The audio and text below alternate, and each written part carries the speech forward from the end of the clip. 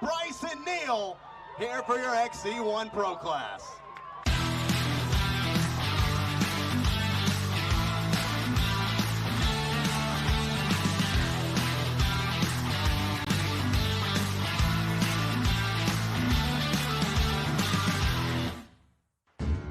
We're proud to bring you this live presentation on Racer TV of the 50th anniversary of the Progressive Grand National Cross Country Series, presented by Specialized, an AMA National Championship.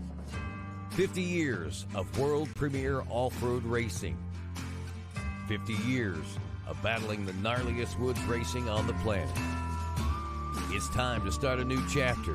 The next 50 years starts now.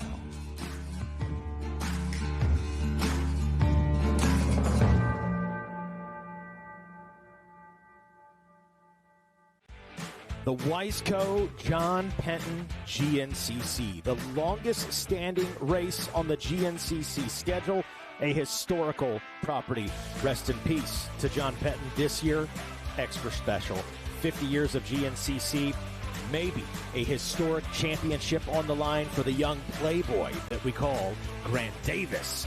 Can he wrap it up here today? Does it extend to Ironman in a couple of weeks? All that and more starts right here, right now, on RacerTV.com.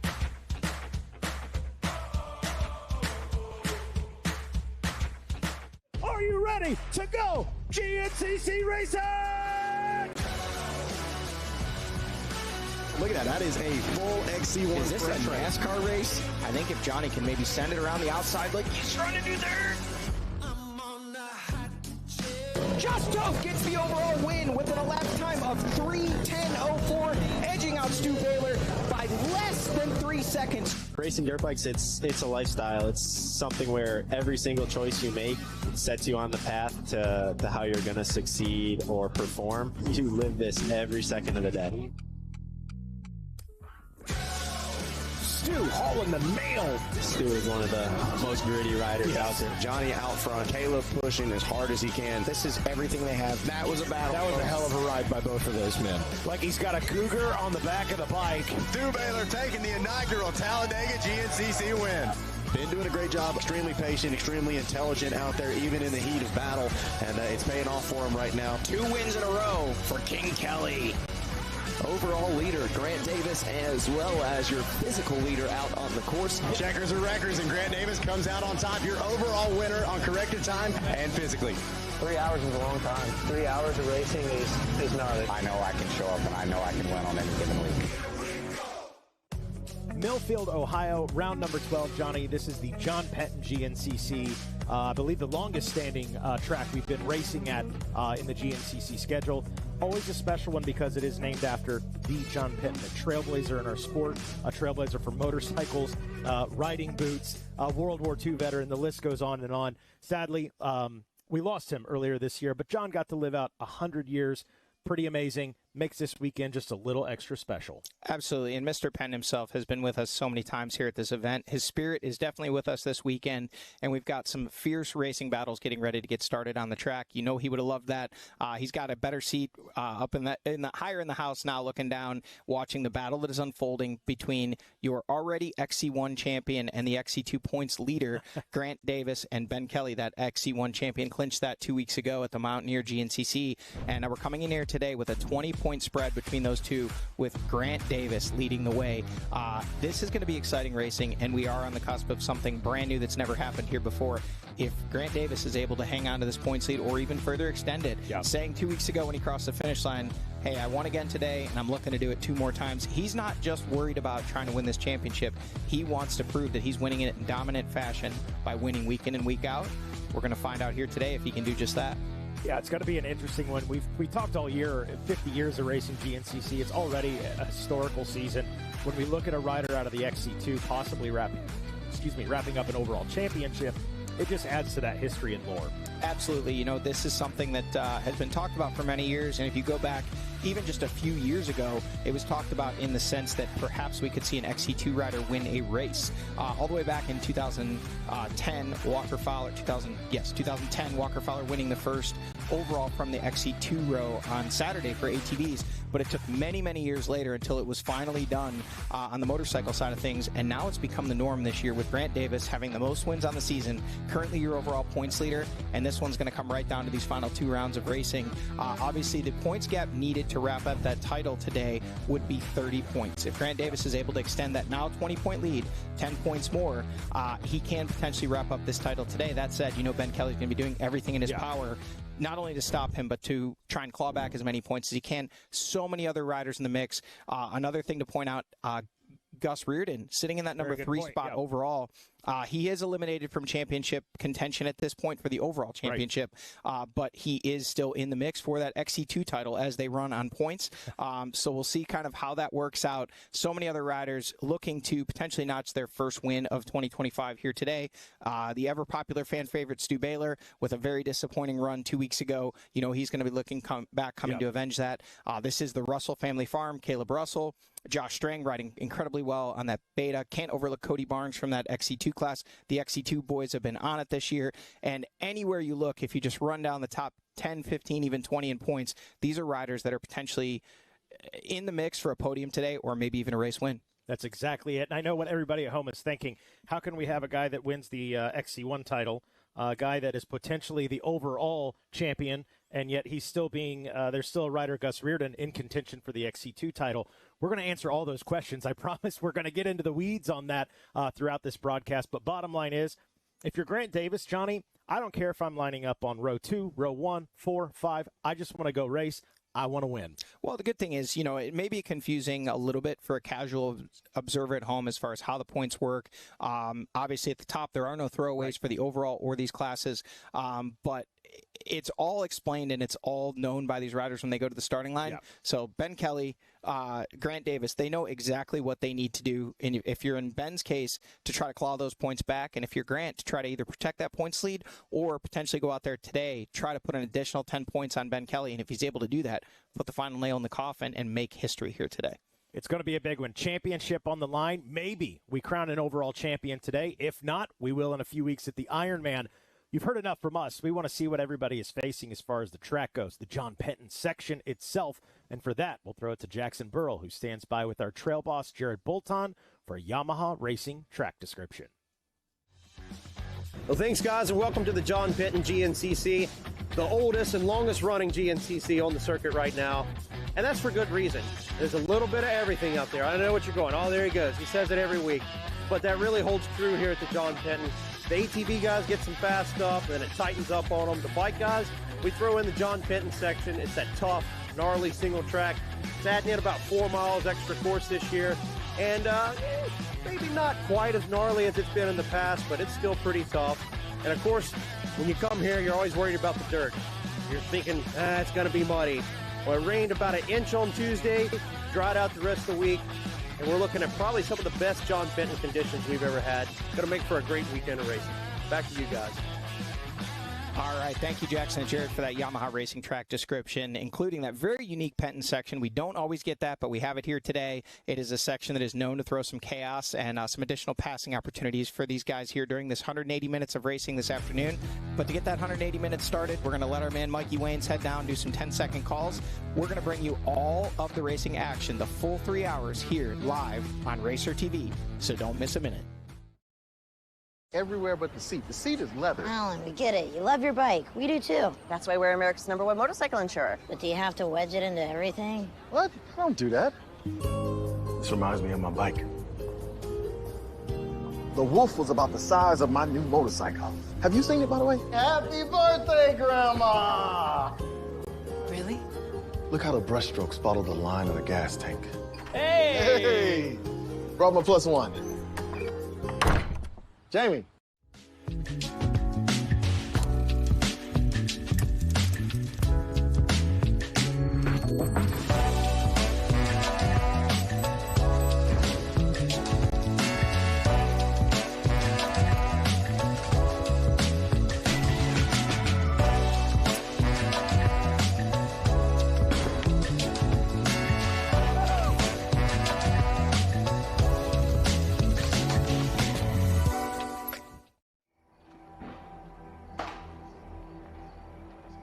Every generation believes they've invented the best way.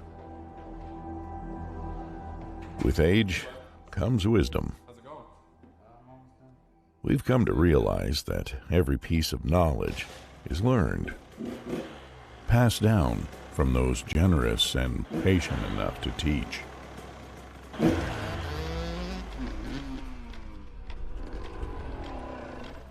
bogging off the bottom. Let's take a look. Legacy. It's not about leaving something behind to be remembered by. It's realizing that the future lies within the next generation. Let's call it a night. All right. The nature of true progress is humbly building something bigger than yourself. Rocky Mountain ATV MC. This is our legacy.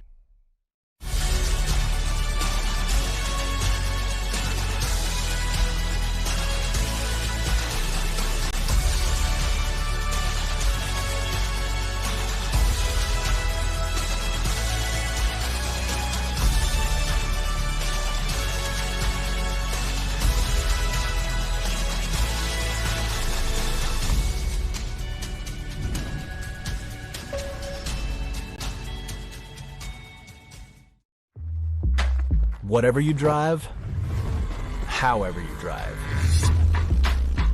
AMSOIL specially engineers lubricants to maximize power, performance, and protection in your vehicles, so you can work hard and play hard with confidence.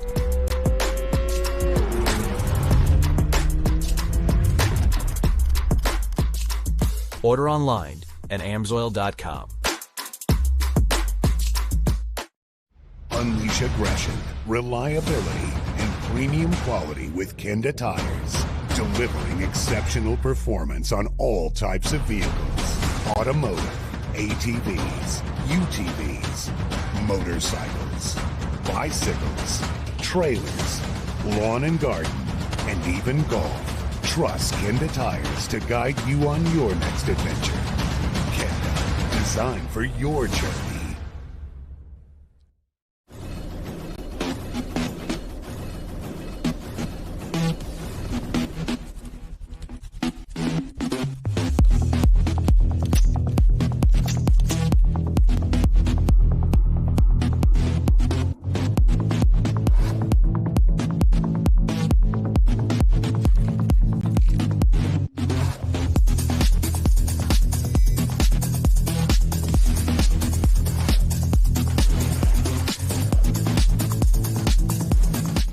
Born of family values and a homegrown work ethic, Cometic Gasket seals your machine so you can focus on the finish line. Cometic Gaskets are the competitive standard for racers who demand the very best inside their engine. Cometic Gaskets are always constructed from superior materials designed to perform in the most demanding environments. Whether it's a championship on the line or a day in the dirt with friends, professionals and enthusiasts alike depend on Cometic. Cometic Gasket, sealing championships since 1989.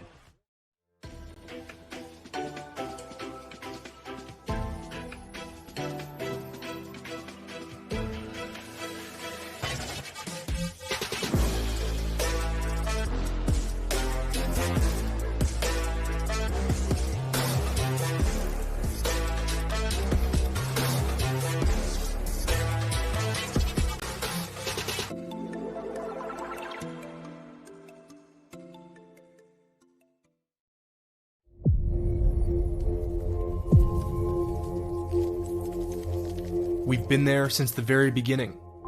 20 laps, the main event, the mud, the blood, the beer. Organizing the industry and building champions.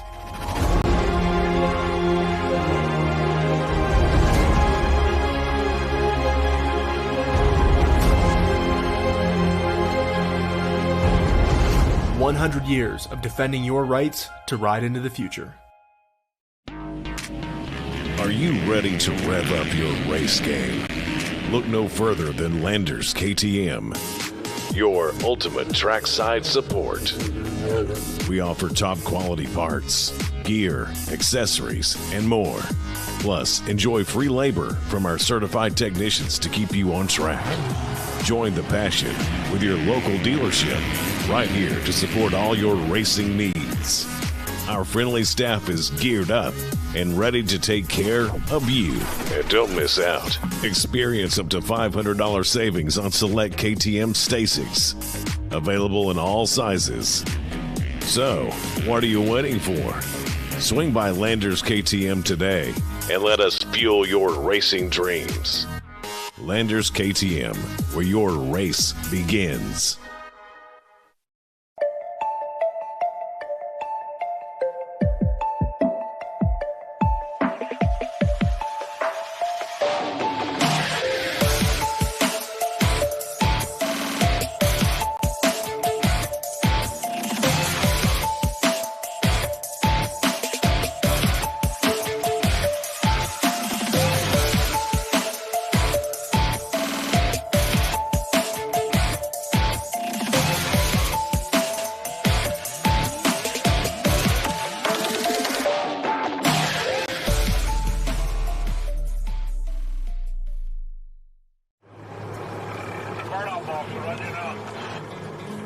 Community, family, teamwork.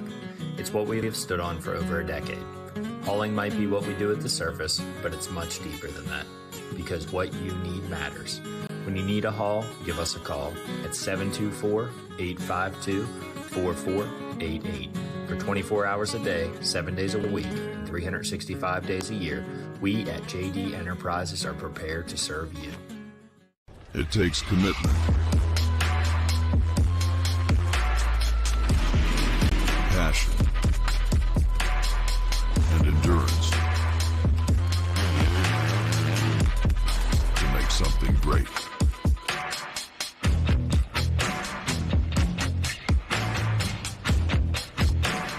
Made by champions, for champions.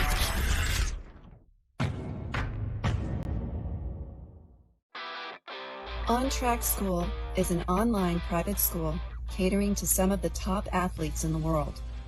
We offer a flexible schedule for students that are chasing their dreams and always on the go. We are an accredited K-12 school where students can graduate with a diploma. Scan the QR code or call us to book an appointment with one of our learning coaches to discuss your students' next steps.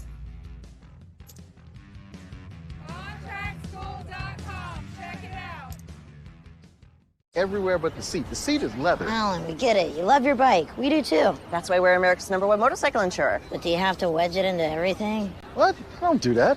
This reminds me of my bike. The Wolf was about the size of my new motorcycle. Have you seen it, by the way? Happy birthday, Grandma! Really? Look how the brushstrokes follow the line of the gas tank. Hey! Hey! Brought my +1. Jamie.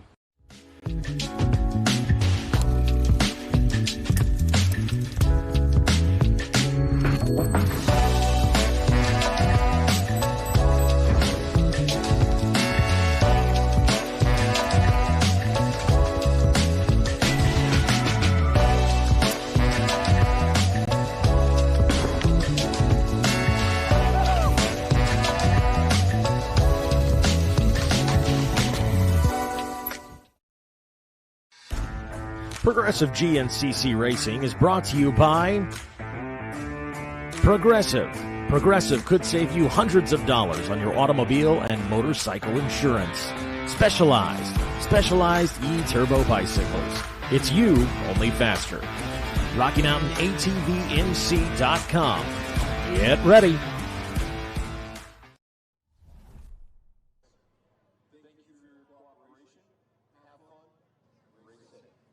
Well, thank you for that voice of Griff Cotter. And with that wrapped up now, we want to say hello and welcome to everybody, you guys at home watching on RacerTV.com. As you join us, this is where we normally are jumping into the prayer, the national anthem, our pro rider intros. We're doing it a little different this weekend. As you know, the Wiseco John Penton GNCC, the longest standing race we have on the GNCC schedule. We know Mr. Penton, he was with us for 100 years, just a little over 100 years. So this weekend is a little extra special. So for the folks at home, for the folks here on property, we want to take this opportunity. We want to invite Mr. Penton's sons, up here on the mobile entertainment activation. Come on up, fellas. Jeff, Jack, and Tom. And I really hope I got your names right, gentlemen. I think I did. Jack, okay. Jack, Mikey, nice to meet you. Jeff, and Jeff, hello. And Tom. Yes, sir. Ladies and gentlemen, before I talk to these men, make some noise for these men, the sons of John Penton. Gentlemen, we could probably stand up here for the next 3 hours and talk about Pop and the things that he did. What stands out to me most, obviously a trailblazer of our sport, a trailblazer in motorcycling, period. But the World War II veteran stands out the most to me. This is not my story to tell by far. I'm going to hand each of you the microphone if you'd like to speak. Jack, we have spoke before. And a Vietnam veteran, and Tom, my brother-in-law, is also a Vietnam veteran. So I'm going to hand the microphone to each one of you and say whatever you'd like about Pop, the John Penton legacy that he leaves behind. I came before the GNCC. My memories are coming to Southern Ohio with Dad and the brothers, and occasionally getting this good autumn weather, and it was the most ideal racing that I'd ever had. So that's my memory. I've never been here, and I'm quite impressed by how big and how much this race means to everybody. And I just want to thank everybody for coming today, and that's about it. Well, as you know, Dad and I used to come down here, and Dad would come wander around the pits here, and so I just this event was very, very special to Dad. It was the one that he came to every year, and I'm just really honored to be here, and wish you all good luck. And Dad wasn't connected too much with the motorcycles in the end, but he certainly knew what you guys do out here, and he knew what the Coombs did for all of us to make this event possible. And so I guess from Dad, it'd be his gratitude for the Coombs family, and also for all of you for coming out and here enjoying the sport that he helped to grow all through his life. So thank you very much. You guys have a great day today. Ladies and gentlemen, make some noise for the Penton family. Now, gentlemen, we would like to have you stay up here. Now, what is easier for you? We're shifting gears a little bit. Now, we normally go into our prayer and our national anthem right here, and then everybody fires up their machines, and you can't hear for miles. We're going to swap it out. We're actually going to be doing our pro rider introductions, and as our pros, instead of ripping around turn one and straight to the starting line, what we want to have them do, and they'll come by you, Kayla. So the outside of turn one, this is for you guys over there. You'll see Kayla Bolton. She will direct you right here in front of the meet. Dab it up, high five, John Penton's sons, Jeff, Jack, and Tom. So, gentlemen, if you're comfortable up here, we'll have you stay here. If you're more comfortable down there, what do you guys think? They said they want to go down there. Okay, I'm okay. We got a stool somewhere. Let's get that over here. And I think I'm with you guys. That might be a little easier for you as well. So we'll let the gentlemen step off of here, and as they do that, I'm going to step out there where I can see a little better, Judd. So we'll do our pro rider intros, and we're going to do this right. So you gentlemen stay there, and as we like to say, without further ado, ladies and gentlemen, your starting row for the XC1 Pro class, riding to the line in accordance to points, the 530 out of Connecticut, riding aboard the FMF Red Bull Factory Racing KTM, Ben Kelly. Rolling to the line next, the 198 out of Waynesburg, Pennsylvania, riding aboard the Am-Pro Yamaha, Liam Draper. Up next, the 514 out of Hodges, South Carolina, riding aboard the Rocky Mountain Red Bear Racing Team, Green Kawasaki, Stu Baylor. Up next, the number 3 out of Livingston, Tennessee, riding aboard a Flat Rock Motor Club Factory Gas, Jordan Ashburn. The 3-4-2 out of Waynesburg, Pennsylvania, riding aboard the Rockstar Energy Factory Racing Husqvarna, Craig DeLong. The 5-5-7 out of Boonville, North Carolina, riding aboard the Am-Pro Yamaha, Caleb Russell. The number 8 out of North Carolina, riding aboard the Phoenix Racing Honda, Mike Wachowski. The number 7 out of Denver, North Carolina, riding aboard the Liqua Moly Factory Beta, Josh Strang. Up next,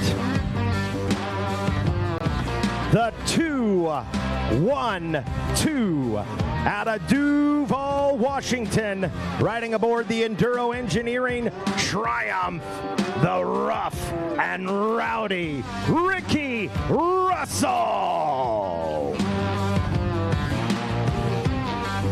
Rolling to the line next, the 3-1-4 out of South Carolina, riding aboard the Rocky Mountain Red Bear Racing Team Green Kawasaki, the Grizzly Grant Baylor.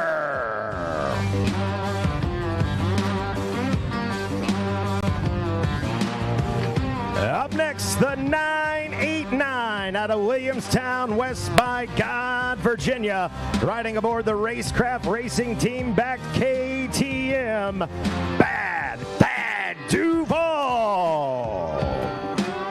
Up next, and a big welcome back to our good buddy, the number 1, your 2024 national champion out of King, North Carolina, riding aboard the Red Bull FMF Factory Racing KTM, Johnny Gerard. Up next, the 3-4-7 out of Jefferson, Georgia. A big welcome back to this man as well, riding aboard the Am-Pro Yamaha, Evan Smith. And last but certainly not least, the 3-3-6 out of Mocksville, North Carolina, riding aboard the Bicon Services JDP and Moose Off-Road backed Honda, Ryder Lafferty.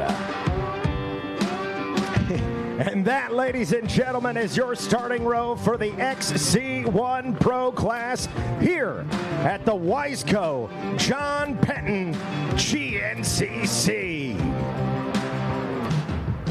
And as our riders take their position on row number 1, man, a big shout out to Jeff, Jack, and Tom Penton, the sons of Mr. John Penton.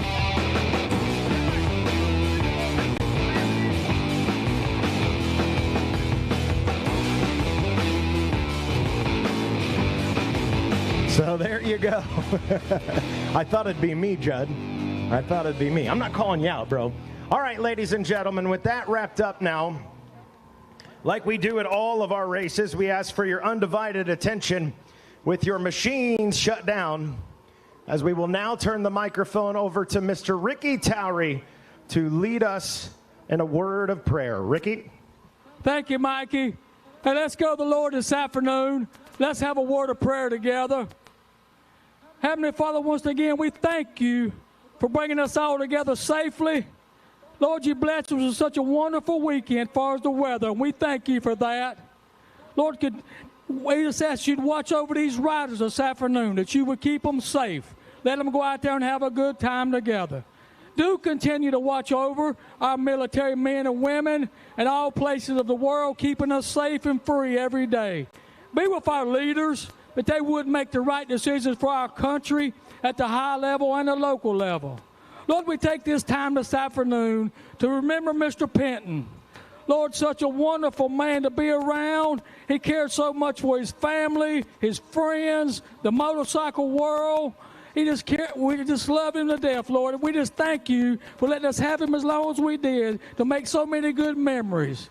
We just ask in the days and the weeks to come that you would be with his family and the friends in the motorcycle world, that we could take time to remember him each and every day for what he did for us. Thank you so much for him. Lord, there have been so many good memories made at this place. We just ask that maybe this afternoon a few more good memories can be made. And then later on the day, we'll start heading down the road going home. We ask that you'd take us all home safely so that one day we can get back together like this and we can have some more fun. In Christ's name we pray, amen.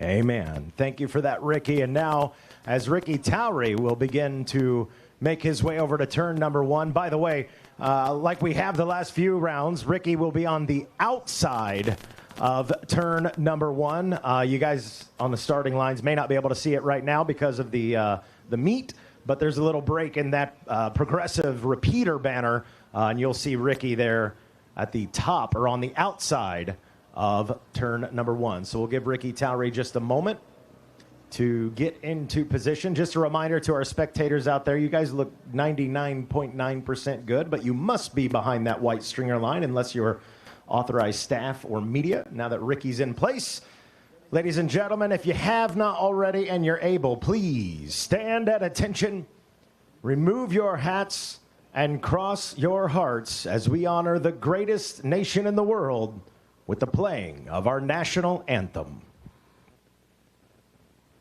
Oh, say, can you see by the dawn's early light what so proudly we hailed at the twilight's last gleaming, whose broad stripes and bright stars through the perilous fight o'er the ramparts we watched were so gallantly streaming, and the rockets' red glare, the bombs bursting in air, gave proof through the night that our flag was still there. Oh, say does that star-spangled banner yet wave o'er the land of the free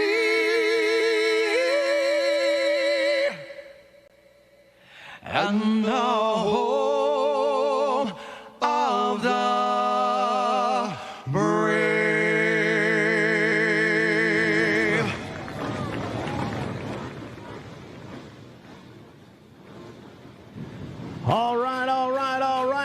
just about ready to set it off now one more time at the Wiseco John Penton GNCC as DJ Judd exits the mobile entertainment activation transport.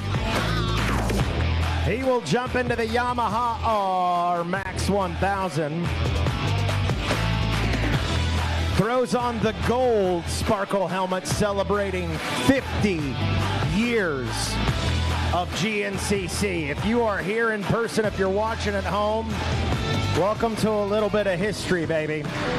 And it doesn't get much more historical than the John Penton GNCC. An incredible man, an incredible round of racing, the longest standing race on the GNCC schedule as DJ Judd makes his way off of the starting line. All eyes will fixate down or on the top, on the outside of turn number 1, where the maestro Ricky Towery will take the reins of this race. And we go as Ricky goes. Ricky Towery now steps forward and he lets our riders know 1 minute.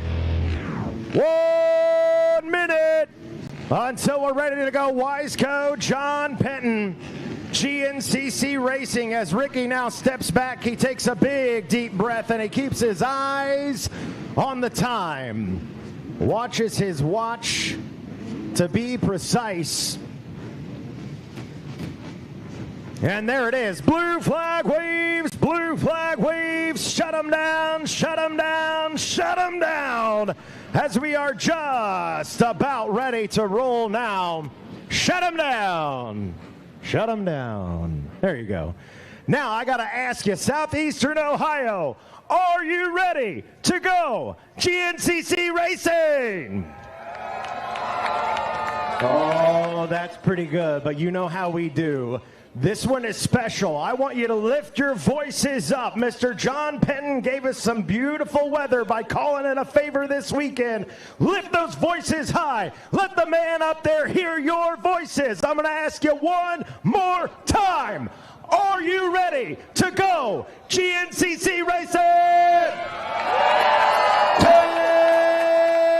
10 seconds for row number 1, the XC1 Pro. Bang, and we're off. Riders jockey for position. Ben Kelly out in front, the 5-3-0.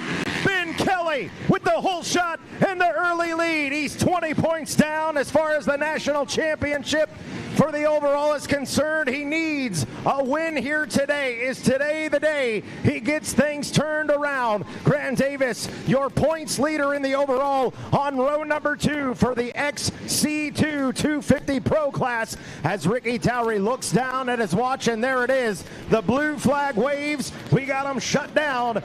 And we are just about ready to roll for the XC2 250 Pro class. Angus Reardon, Brody Johnson, Nick DeFeo, Jason Liscomb, Jack Walker, your overall leader, Grant Davis, and Cody Barnes. Ready to roll in 10 seconds.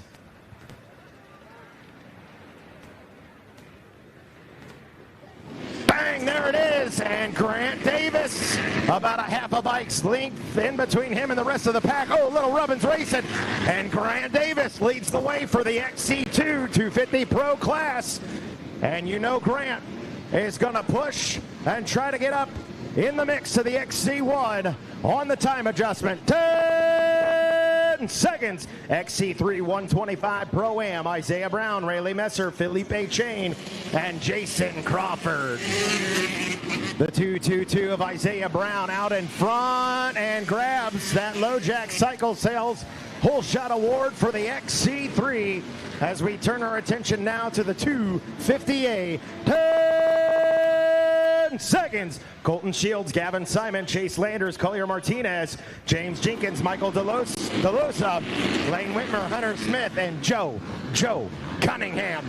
And it is Joe Cunningham, 501 on the machine and the 999 on the helmet.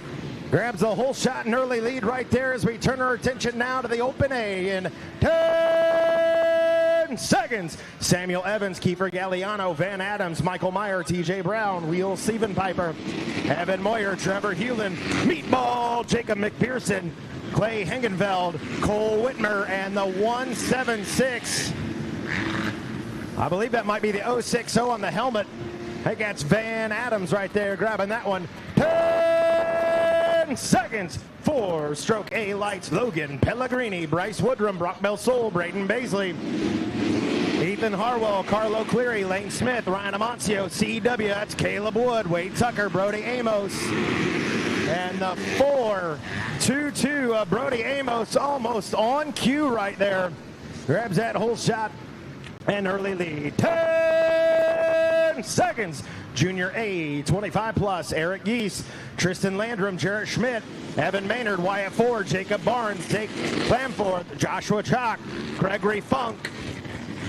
704 out front, and that looked like, man, maybe the 3, I think it was Tristan Landrum grabbing that one right there as they are off and into the woods. 10 seconds.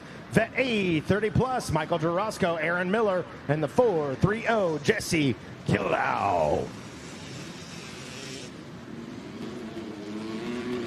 Oh, 2 of the 3 with a rough start. And the 378 of Aaron Miller out of Logan, Ohio on the Yamaha grabs that one. 150A coming up next. 10 seconds.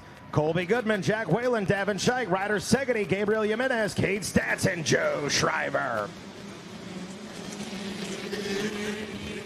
2, 2, 3.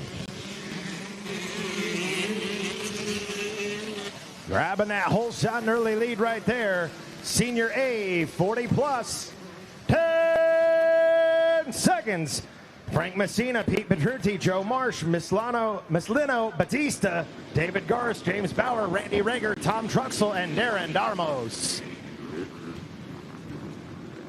Mislino Batista, 3:01. Out of Waterbury, Connecticut, grabs that whole shot and early lead right there as we turn our attention now to the Open B. 10 seconds. Nate Garrison, Graham Omren, Keegan Storms, Mark Cole, Jace James, Hunter Chapman, Davey Souza, Colton Painter, Dylan Kompolsky, Jamison Bulliard, Logan Reniger, and William Boggs. 9:02, that is Logan Reniger out of Bushnell, Florida on the Kawasaki. 10 seconds. 250B, Lennox Riley, Brandon Bailey, Gabriel Davis, Brandon Slotzer, Michael Sturck, Dylan McDonald, Philip Likens, and Mason Sakanikis. 5-5-1 out in front, Philip Likens. Can he hang on? Yes, he can. On the gas out of Kingwood, West Virginia. Grabbing the whole shot and early lead right there. 10 seconds. 150B, Nico Pursuti, Seth Miller, Isaac Leitner, Charlie Simpson, and Hayden Newsome. Little check up from the neck up. 429, Isaac Leitner, I believe it is. He looked in the left side, the driver's side mirror and the passenger mirror there, and still got it done. There you go, 909, you got it, baby. Your money, you got it. It's early, 3 hours, your money. 10 seconds. And they're off. Around the first turn we go. 1-2-1 on the machine. Colton Barber in the mix. That was 4-stroke B lights. We turn our attention now to the Vet B 30 plus. 10 seconds. Cody Johnson, Nick Lobby, Jonathan Kinn, Joseph Ward, Austin North, Mason Stevens, John Keane, Devin Sanders, Devin Hall, Trevor Grant, Andrew Tinker, Leroy Petrie, Michael Shepard, William Shoemaker, Dylan Davis. Man, off like a rocket. Couldn't tell. It looked like either Joseph Ward or Jonathan Kinn, both in the mix. 10 seconds. Senior B, 40 plus. Brandon Black, Aaron McAfee, Matthew Yukovich, Brian Harper, Kenneth Schatzer, Jeremy Nance, Jason Cottrell, and Brad Lehman.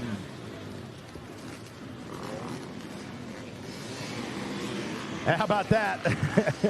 Looked like 3-3-5-9, I believe. Brian Harper putting a little hot sauce on it with some style. 10 seconds. Junior B, 25 plus. Chadwick Thompson, Doug Hughes, Judson Bogus, Kevin Campbell, Zachary Angelo, Ryan Bierman, Blake Kohler, Austin Belaski, Aaron Waldrop, Dylan Kinsell, Zach Weaver, Walker Hashman, and Billy Saliga. 4-1-2 on the whole shot. That's Kevin Campbell out of Charleston, West by God, Virginia, grabbing that whole shot and early lead. And that, ladies and gentlemen, is your start for the Wiseco John Penton GNCC. How about it? The man who needs to be out front, Ben Kelly, out in front in the XC1. He's got to run away and hide to chip away at that points lead from the Playboy, Grant Davis from the XC2. All that and more right after we get a word in from our sponsors. This is the Wiseco John Penton GNCC.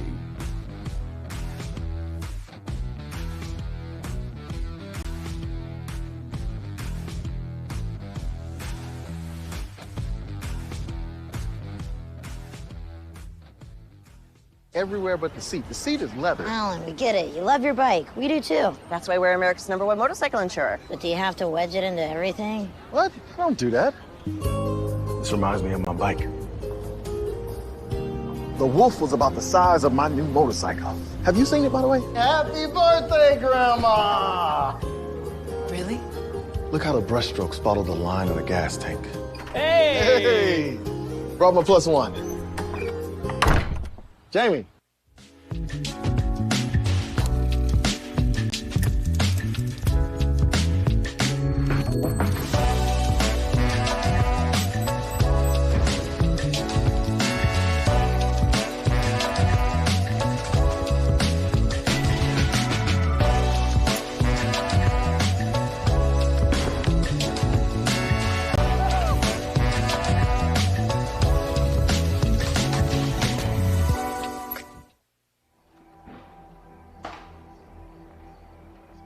Every generation believes they've invented the best way.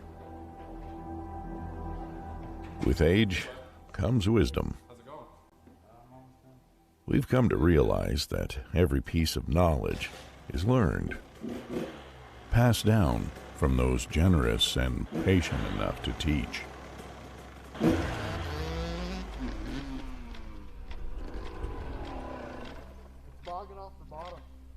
Take a look. Legacy.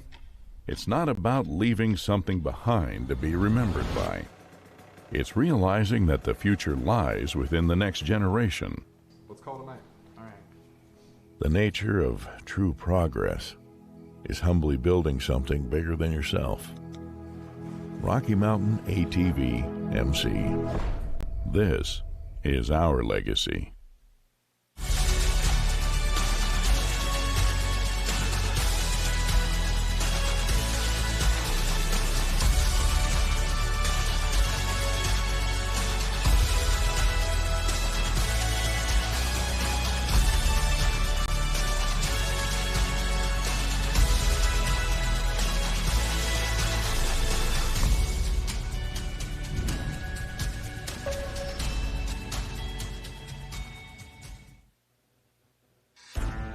Progressive GNCC Racing is brought to you by Progressive. Progressive could save you hundreds of dollars on your automobile and motorcycle insurance. Specialized E-Turbo bicycles. It's you, only faster. RockyMountainATVMC.com. Get ready. Hello, everyone, and welcome back to the 50th Annual Progressive Insurance Grand National Cross Country Racing Series. This is round number 12 of the 2025 series, the Wiseco John Penton GNCC in beautiful Millfield, Ohio. My name is Jackson Burrell. I'm going to be alongside Johnny Gallagher here today, as well as Mikey Waynes. Good friend Zach Herron going to be out of the booth today, not with us. And so we're going to go ahead, turn things over to the start recap, and take you through it, Johnny. Yeah, Jackson, things got off hot and heavy action right off the start. Everybody wanting to get to the front in this one. We had a little build-up here. These are the three sons of John Penton, whose namesake this race bears. Obviously passed away last month. The funeral was yesterday. But his memory will live on, and the battles will live on here today with Ben Kelly firing first out front, grabbing the early lead, knowing that it was very important for him to try to get out front today. That championship, the overall championship on the line, looking to gain back some points on a rider on this line. The green number 1 of Grant Davis, and quick off the line for Grant Davis as well. So your championship combatants firing first, both grabbing the whole shot in their respective divisions. And we'll come back to this later, but a 20-point gap between the two of them coming into today, with Grant Davis leading the way in the points. Taking a look now at your FMF XC3 125 Pro Am class, and it was going to be the 222 machine. Isaiah Brown going to make his way to the first turn first. Absolutely. Those 125 singing the song of the GNCC people with the premix burning. Everybody loves the smell. Everybody loves the sound. An absolutely awesome racetrack here today for these guys at this John Penton GNCC in Millfield, Ohio. We've got our Yamaha racing track map up on screen. You can see a nice long track today, and we've raced here a lot, but probably the biggest feature of this track today is that John Penton section, which we will refer to many times. Jackson, 4 miles of brand new trail that no one else touched. We're going to get to see just how challenging that section is right from the bird's eye view from our producer Adam Gordon, OPAG.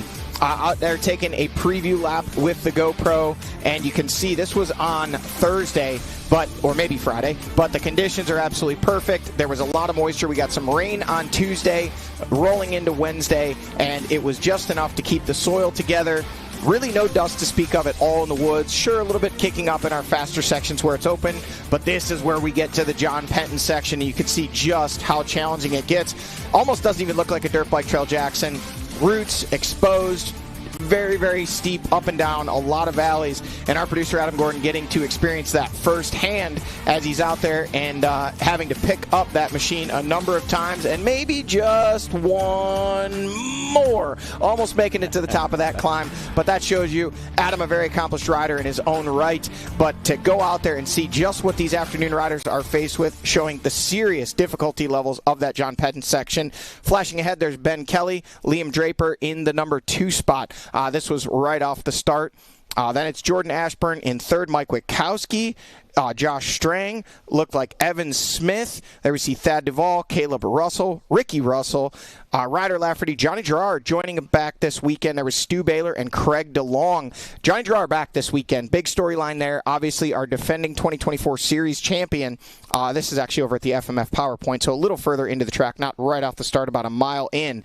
But Johnny Gerard back racing with us this weekend. Had some injuries and some other ailments throughout the first part of the season. Have kept him from racing. We haven't seen him since, I believe, round number 4 was the last time we had him.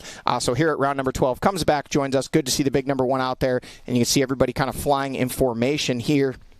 As we get a little bit deeper into the track. I believe yesterday this was our mile 3 marker. There we see Evan Smith, Thad Duvall, Caleb Russell, Ryder Lafferty, Ricky Russell, Stu Baylor looking very aggressive, trying to make the pass on Russell there, and then Johnny Gerard actually shuffled back from our previous camera shot, but still very much in touch. That's the thing, Jackson. You're away from racing that long. It can kind of take you a minute. We actually saw it yesterday with Walker Fowler. Missed our last round. When you miss that intensity, it can take you a little bit of time to go ahead and get your heart rate up, get accustomed to the speed of things, and then see them kind of come into their own. This is the story of the day, though, Jackson. Taking a look here at your series point standings, Grant Davis leading the way by 20 points, sitting with 247. Ben Kelly going to be sitting with 227. Those are the 2 riders we're going to have our eyes on here all day. And then, of course, Angus Reardon sitting there in that 3rd place spot with Cody Barnes in 4th, Liam Draper in 5th. So how about it? Top 4 spots, 3 of them belonging to the XC2 class. Yeah, 3 riders in the overall top 4 of the overall championship coming out of that XC2 class, showing just how competitive that class has been this year. And for those of you at home that don't know all the ins and outs of the point system, here's how it works. 30 points for a win, meaning with today, and then racing again in 2 weeks in Ironman, there's 60 points up for grabs. There's no drops for our XC1, XC2 riders for the overall championship. So that 20 points you see there, the gap between 1 and 2, those are mathematically the only 2 riders left with a chance to earn this overall 2025 GNCC title. Comes down to a 2-man shootout between the KTM teammates, obviously the Landers KTM team of Grant Davis, and then the FMF Factory Red Bull KTM team of Benjamin Kelly. 20 points separating them. Gus Reardon with a 5-point lead over Cody Barnes. So they're fighting it out for 3rd in the championship with Liam Draper, Stu Baylor. Still kind of in touch with them. If they have a good day today, they could work their way up into the top 3 in points. But make it very clear, it is just 2 riders left with the shot mathematically at this title, and they're out there duking it out, each already having gained the whole shot in their respective divisions. It's going to be a good one. Flashing forward now to the Penton section, the bike-only section, and here we go. Ben Kelly going to be making his way through. Let's see how the pros make their way through here, Johnny. Yeah, he's out front with Liam Draper in tow. And again, first tires on track in this section this year. Nobody else has touched it. Obviously, some of our preview riders went out and looked at it. Going up the other line there, it looks like Witkowski. There's Caleb Russell making some moves. Josh Strang. That looked like Grant Baylor. Coming up the other line, I think that might have been Evan Smith. There is Ryder Lafferty. So 2 lines up this hill, and they were talking about this, saying that there's some sections we might actually see some of our top riders having to get some assistance or potentially off their machines pushing just how steep, especially in the early laps. A lot of leaves covering things. You can't see the roots underneath, so it can kind of surprise you and catch you off guard. Flashing back, here he comes, already on a charge out front, trying to open up a gap. The number 1 of Grant Davis, trying to track down those XC1 riders. Look at this, Jack Walker with a quick start today on that Liqua Mali Factory Beta there in the number 2 spot. Here's Nick DeFeo, T-Rex from that Rocky Mountain ATV MC Red Bear Racing Kawasaki team. And it looks like those couple riders up front there have started to distance themselves. Brody Johnson, here he comes on that Honda machine. He's been riding very well here, putting himself in or near podium positions in several of our last few races. Definitely coming into his stride here in that XC2 class, a former multi-time XC3 class champion. Yeah, the farther we get in the season, it seems like Johnson just getting better and better with each race. And then his brother, I believe, going to be in the XC3 class today, correct? I didn't see him on the line. I think he is racing. He's won quite a few races so far this year in that XC3 division on that 125cc machine. But again, a very unique section of racetrack here, Jackson. The John Penton section, kind of a throwback to the gnarly days of GNCC. For those at home asking, why doesn't everyone get to run this? You know, when you have as many bikes on track as we do these days in GNCC, you really have to kind of pick your spots as far as what sections can be run. Looks like that might be Jay Lipscomb there on the 707, another one of our XC2 riders, and a local product, I believe, from just across the line in West Virginia, but very close to a home race for him. You know, these sections of racetrack, gnarly as they are, they were commonplace back in the day. And here's JoJo Cunningham. That should be our 250A class leader. Looks like he's being chased by the 587 of Lane Whitmer. Those two have been doing battle all season long. Then it's the 254 at Chase Landers, that Landers Racing KTM. And here comes some more of our top 250A. Looks like we may even be getting into some of our Open A riders as well. There was another XC3 rider, Mikey DeLosa there.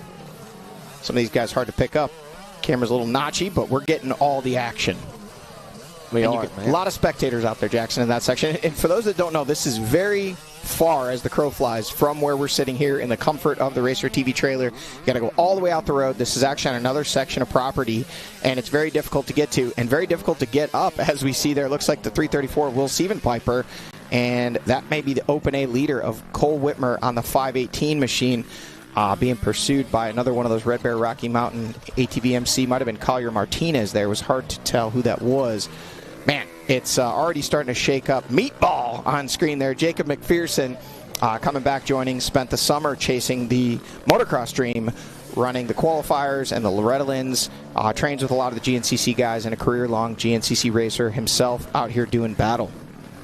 Yeah, and a good run for him. Johnny, already seeing some riders being pointed to that left side of our screen, and it would be their right-hand side. Already seeing that other side of the track, starting to play some tricks with them with those sticks laying there, the logs laying there right after they get up that hill. Yeah, we saw that with Sievenpiper when he came up over the top of that ridge. It was just a little too far to the left, got off balance as he leaned to the left, got himself into those logs that are laying there, lost his drive, had to basically back up, reset, and go at it again. And this is a very, very steep hill. Again, we always talk about it. The camera does not do it justice. And there is Justice. There is Braden Baisley, one of our four-stroke A lights riders, a former standout in the youth division. First year on the big machine, and really kind of catching his groove, having some good rides here as of late. So we'll keep an eye on all these guys throughout the day.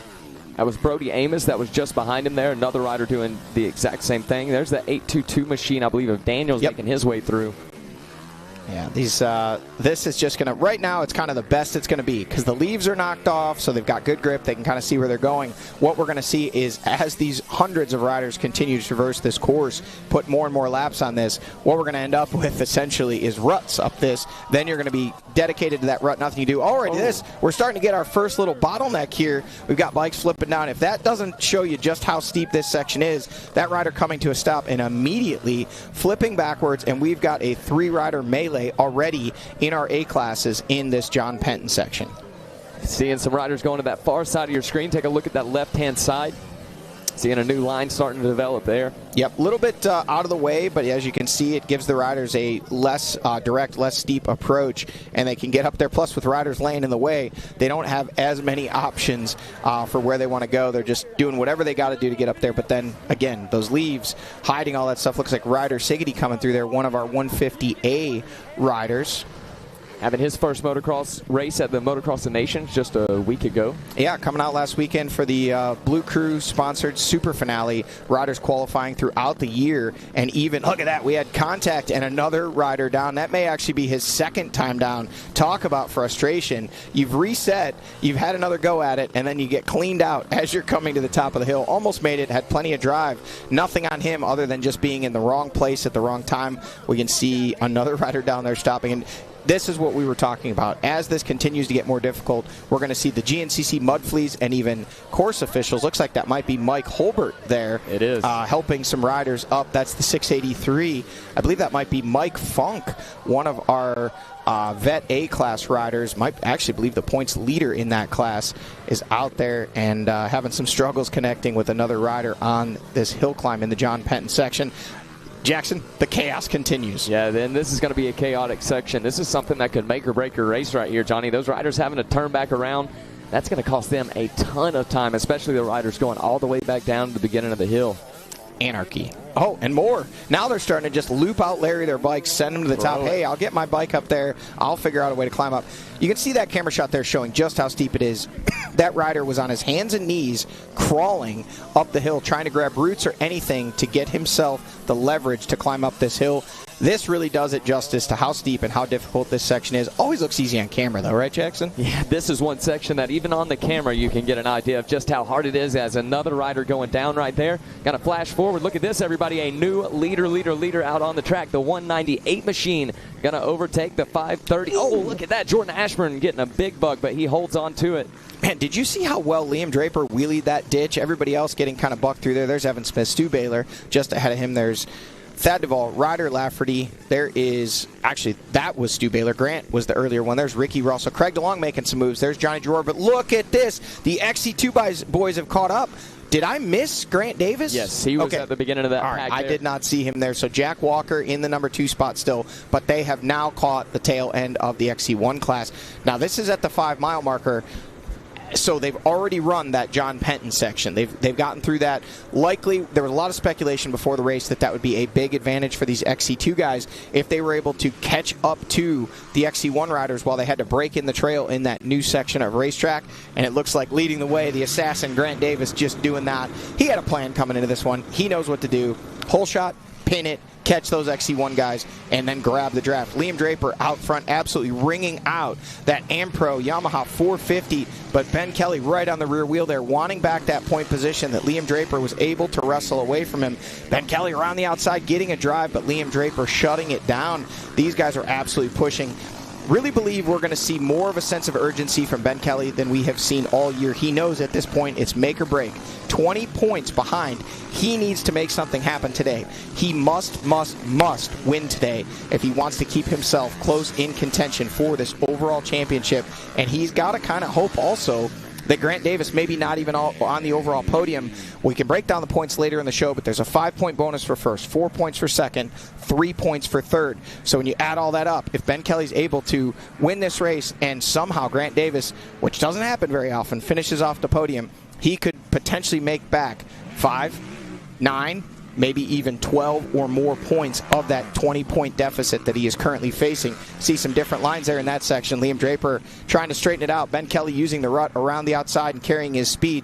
These guys are absolutely hauling right now. Yeah, watching our leaders on screen, Ben Kelly trying to track him back down. You can already see that sense of urgency here with Kelly, not letting go of Draper. But one thing I can almost promise the folks at home, the big number 1 machine of Grant Davis, he's not going to give up without a fight here today. He's not going to settle for anything else. And my experience of watching Grant Davis, he has not been a rider that said, I'll settle for a 3rd place, a 2nd place, and get some points and leave out of here. I expect him to be going for the gold. Well, Jackson, it was funny that you mentioned that because just 2 weeks ago after winning the Mountaineer GNCC, I don't remember if it was you or Zach that was interviewing him, but the first thing he said is, we got the win, we extended the points lead, now I just got to win 2 more. Not, hey, now we've got a points lead, we're in the driver's seat in this thing. You know, this is a young kid that is absolutely firing on all cylinders all season long. It's not just as of late, but he's got some swagger right now and saying, hey, I've just got to win 2 more. Not even saying we're in a good points position, we're going to thinking championship. No, he's thinking race wins. I want to come out, I want to win this race.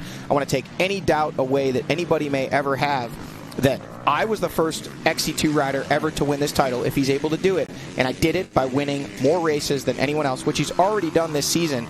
But again, it's that mindset. Speaking of mindset, Ben Kelly has the mindset that he wants to make the pass and take that position away from Liam Draper. Squares him up and does just that. He's pushing Liam Draper. You can see Draper push just a little wide in that corner.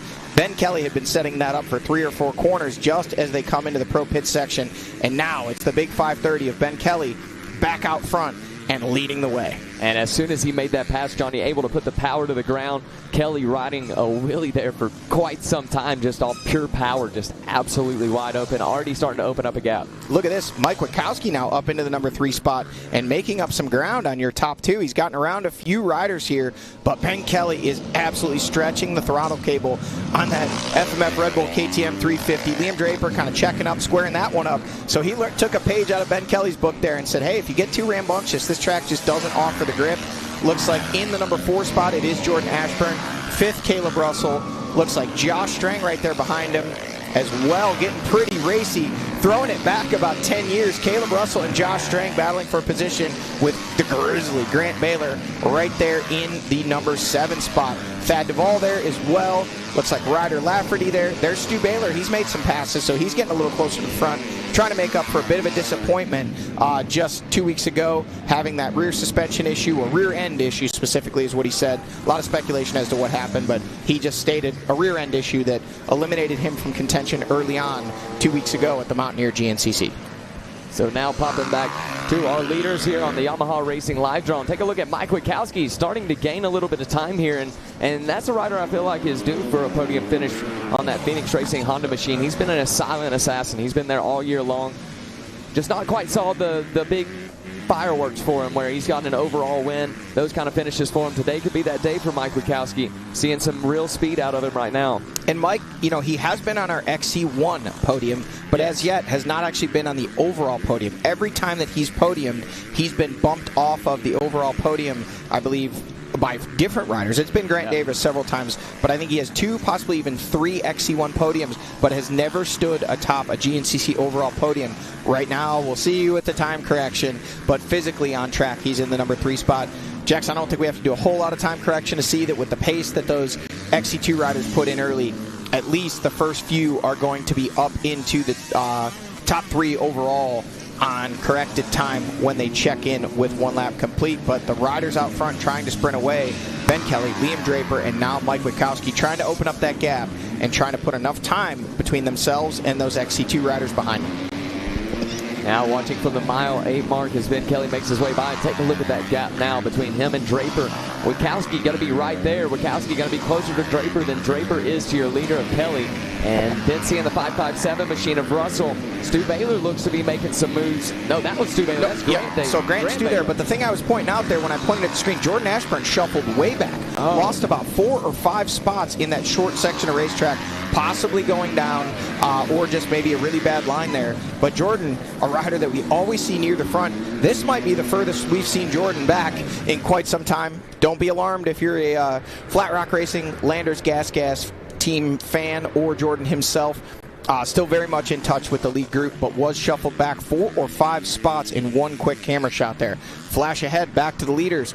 It is still the 530 of Ben Kelly out front, the 198 of Draper in the number 2 spot, and it looks like Kelly opening up just a little bit of breathing room, but Mike Witkowski has now officially caught these lead duo, and it is now 3 riders, a trio of 1 KTM, 1 Yamaha, and 1 Honda out front battling over this overall lead here as we approach the completion of the full lap number 1. They have already bypassed the scoring 1 time already, right about a mile in. The start was near the end of the loop.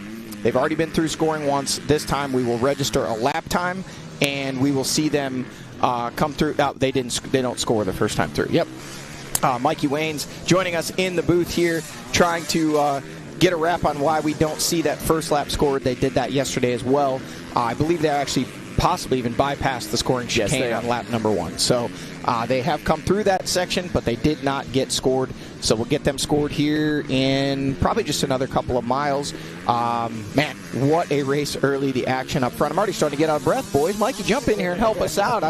Jackson's having to carry the show. It's the old days of just 2 guys in the booth. Don't listen to him. I heard you guys. It was back and forth, yeah. No, it's good so far. Obviously, it starts great. Ben Kelly, I'm sure you guys have all recapped this. Tell me to shut up, but Ben Kelly got the start he needed. It's one of those situations. Go out there, try to win, and let the chips fall where they may if you're Ben Kelly. Well, Mike, you might not have saw actually having a little bit of trouble there for just a second. Liam Draper able to get around him and hold on to that lead, but able to get back around him was Ben Kelly, and it looked like Mike Witkowski maybe had a little bit of trouble for him just then in that corner. we'll see. He definitely did have a little bit of trouble in that corner, losing just a bit of ground, but he's going to be right there still. Almost evenly spaced here between our top three. And Johnny, you talked about Jordan Ashburn there moving down a little bit. I don't think that's going to be nothing to worry about with him, especially with this Penton section. A hard enduro rider. He's been racing some hard enduros. He's got that gas machine dialed in for it. So gonna keep my eye out for him when he makes his way up through the Penton section. But he's been on fire here lately. Been very consistent, as he always is. Jordan Ashburn known for that, being Mr. Consistent, but being consistent up on the podium here the last few races. Yeah, and if you're Jordan Ashburn, this is a season of what could have possibly been. Had, from his own explanation, I believe it was scapula, but a broken shoulder component of some kind, not even from a crash, just hit, like, G'd out so hard, and the force from the handlebars through his arms actually broke his scapula. So it was a hairline fracture. He was trying to ride through it, spoke with the doctors, and they said, yeah, you can keep trying to go, but at this point, it was very early on in the season. Not likely that he was going to be able to, kind of go every other week and be kind of where he wanted to be. He's a rider that wants to be up there and is capable of being up there battling for wins, battling for podiums. He felt it best, just discretion, the better part of valor. Let's step back, let's get healthy, and ever since he's come back, he's been a threat for wins and podiums every week, week in and week out, and we don't expect to see anything different today. That's why I pointed out it was so odd to see him, not a rider you see make a mistake often, not a rider you see losing positions, and he did do just that. His little mishap there did allow the 5.57 of Caleb Russell up into the number 4 spot, dragging his longtime nemesis, Josh Strang. These guys battled it out over race wins for well over a decade, and now they're battling over that number 4 spot. So there is Kelly, there is Draper, and there is Witkowski, and there's also some dust kicking up. Yeah, finally. Well, I don't know if finally is the right word, but there's Russell, there's Strang, and look at this. Looks like Stu Baylor starting to get racy. Saw green fender. Could be Stu, could be Grant. Never know. Last we saw, I believe it looked like Stu was making the move, but it also could be the 314 of Grant Baylor. We'll know here in a matter of about 30 seconds when they come through the finish line scoring chicane, and we get to see lap times and running order live on our race scoring system. If you're following along at home, you can obviously watch on Racer TV, tune into the GNCCRacing.com website, and the live scoring link is there as well, so you can see lap times. Obviously, we put a lot of that up there for you, but some good information there to kind of keep abreast of what's going on out on our race course. Here we go. Everybody going to check in for one lap complete as Ben Kelly makes his way through the finish line chicanes. And it'll still be followed by Draper as he checks in now with Ricky Towery. And so does Mike Witkowski. So they're through. And then Caleb Russell going to make his way through in this 4th place spot. Josh Strang in 5th. And then let's see which one of the Kawasaki boys that's going to be just behind him. Looks like it was Grant Baylor there in the number 6 spot. Then Thad Duvall in 7th. A strong lap 1 for Thad Duvall. Jordan Ashburn in 8th. Stu Baylor in 9th. Evan Smith 10th. Johnny Gerard 11th. But hold the phone, folks. Top 3 overall have checked in from that XC2 class. Grant Davis, Cody Barnes, Jack Walker, all separated by 2 seconds. Wheel to wheel to wheel. Looking at the tail lap times, this is where the story is told. A 35.57 for Ben Kelly on lap number 1. A 35.19, 21, and 22 for the top 3 riders out of that XC2 class. They have caught this XC1 class already and are absolutely pushing the pace. We're going to have to hold our breath for about 1, 2, maybe 3 seconds. There we see Johnny Gerard, Ricky Russell, and now here should be coming our number 1, Grant Davis. He is already up to the 342 of Craig DeLong. Cody Barnes right behind him. And shout out to Jack Walker. Yeah. He has obviously been riding well all year. There's Nick DeFeo as well. But here are the lap times, folks. And that goes to show you who's going the fastest. Oh, 1, 2, 3, 4, 5, 6 riders out of that XC2 class, all turning faster lap times than Ben Kelly. Wow.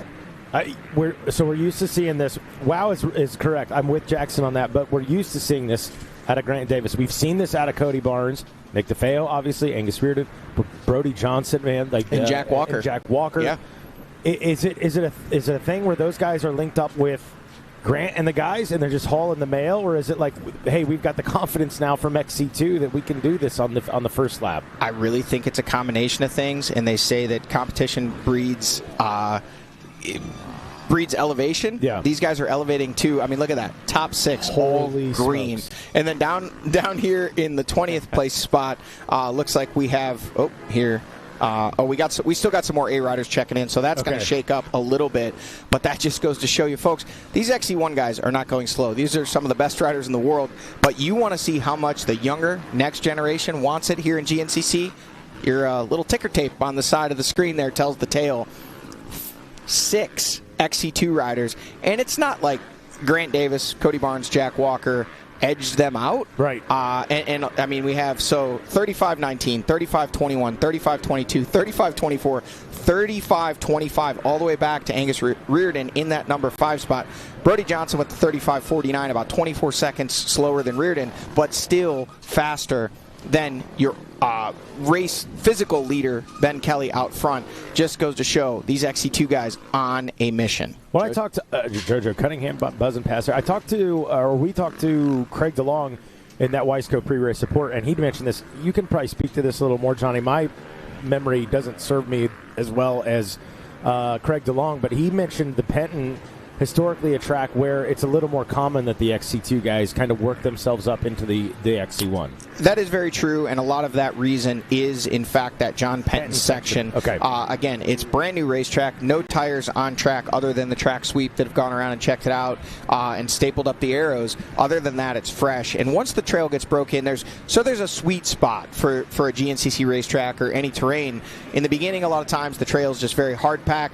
You know, it's kind of beat in from the year of not being ridden. You've got loose leaves on top. You can't see where you're going. You got to kind of break the trail in. Then it gets broken in, and it's like mint for a certain number of riders or a certain number of laps, depending on the terrain.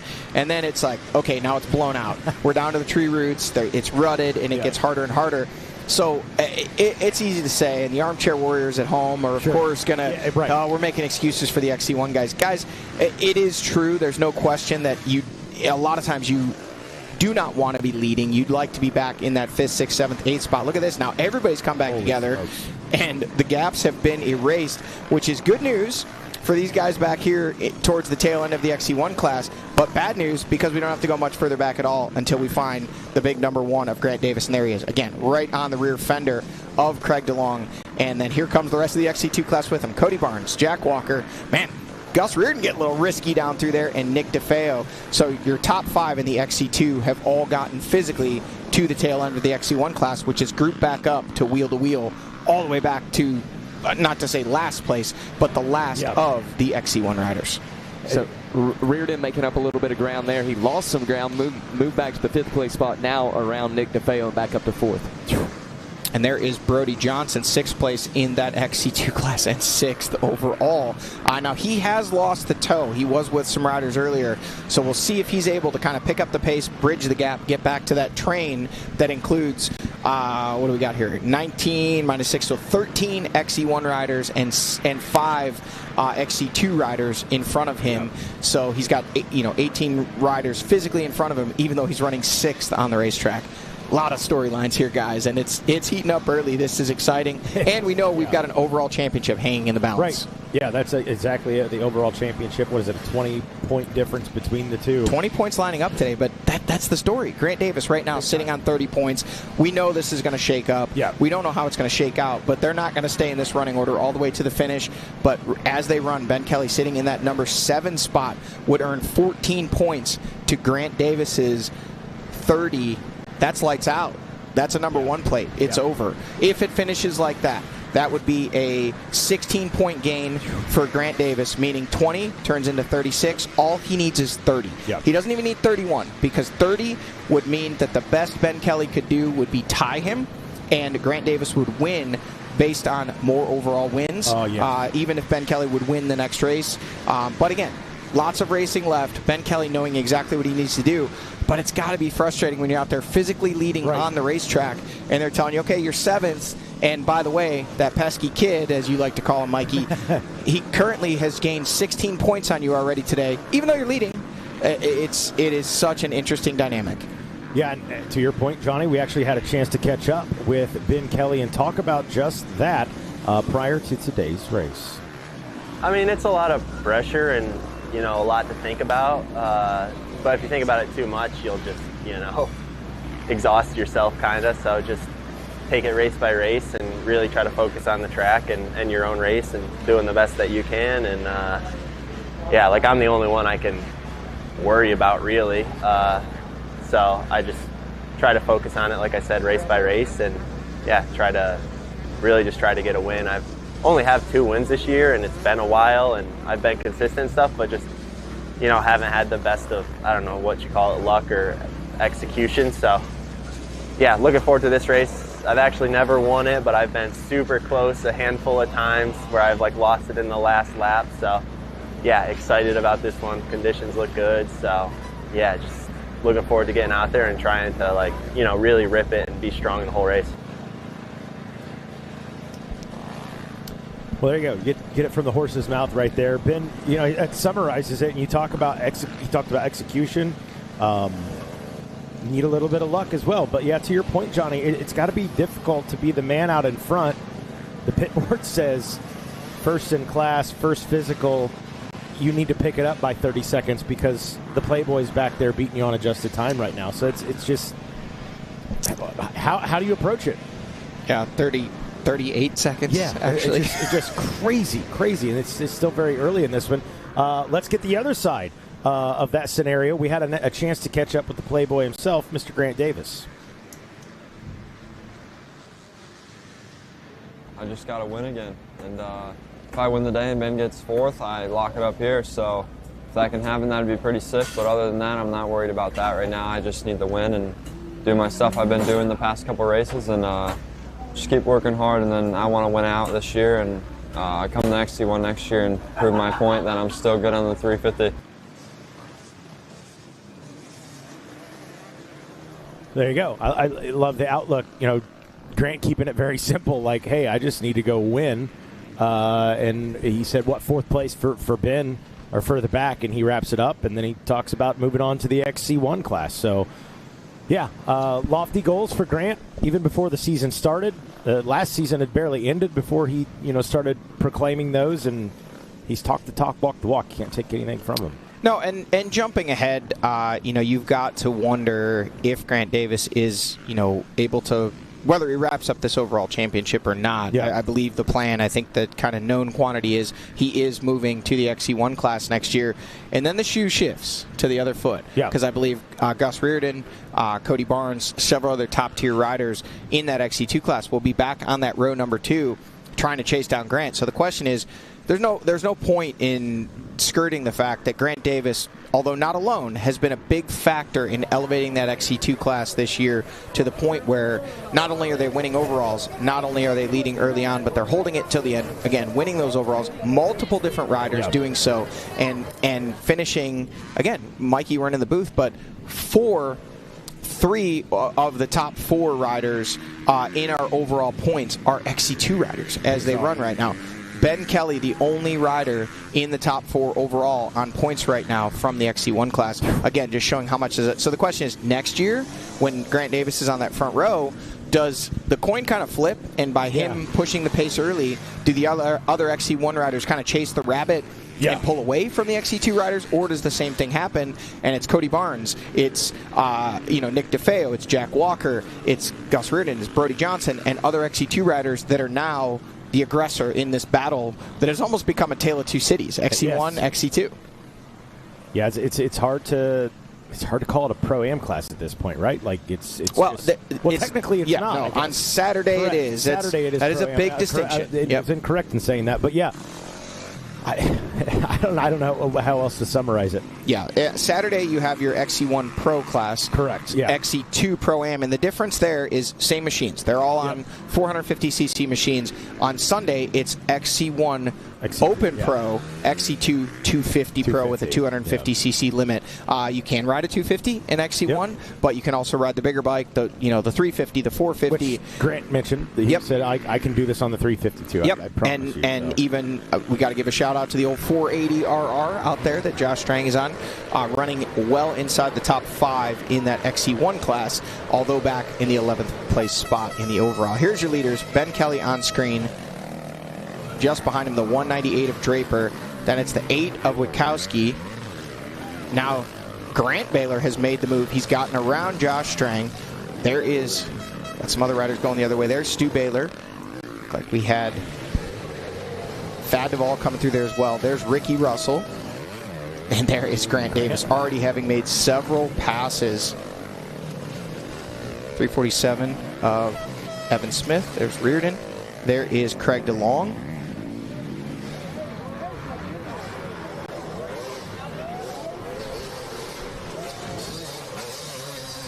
Jack Walker looks like he's given up a couple spots early running in that number 3 spot. Riders I didn't see, but the camera was panning. I didn't see Cody Barnes through there. I think he did come through. I did not see Caleb Russell. So shakeups, but we can see the leaders on screen here again. Ben Kelly still out front. Still Draper in the number 2 spot. Definitely still Witkowski there in 3rd.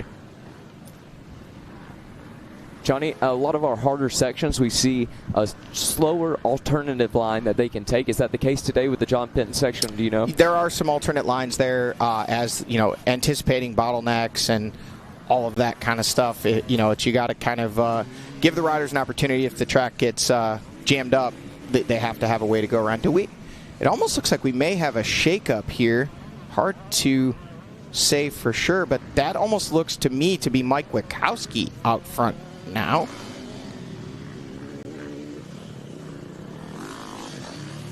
Hard to tell from the Yamaha Racing live drone there. More of a shot of them. I think that's Ashburn. That actually may be our second group back. Did we lose? I believe so. Our leaders? I believe that might be look a little farther back into the pack there. Because it looked like Jordan Ashburn there with the Camelback on that Flat Rock Racing gas machine, who we know was back all the way in that 14th place spot overall, running about 8th in the XC1 class, and he was just in what appeared to be the lead group on screen. Good news. We're going to have another camera shot here in about another mile. We'll sort it all out. I think we might have missed our leaders, or there was a big shakeup. Popping back here to the Penton section where we see JoJo Cunningham, one of our top amateurs right now, making his way through. And there was a big pack of these riders coming through. Here we go. Here's Whitmer making his way through. Gavin Simon. There's your top 3 in that 250A class. Chase Landers was in touch with them in our last camera shot as well, hanging tough there in the number 4 spot. And we did have another rider with this group. Looks like Lander's going to be able to drop his nearest competition. Looks like Mikey DeLosa there.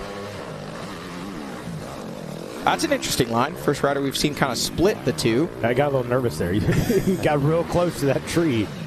I'm sure what he's doing. But heads up to our cameraman. We don't want to see things like they were last weekend with R.J. Hampshire at Motocross Nations. Oh, goodness. There was the 337 machine making his way through.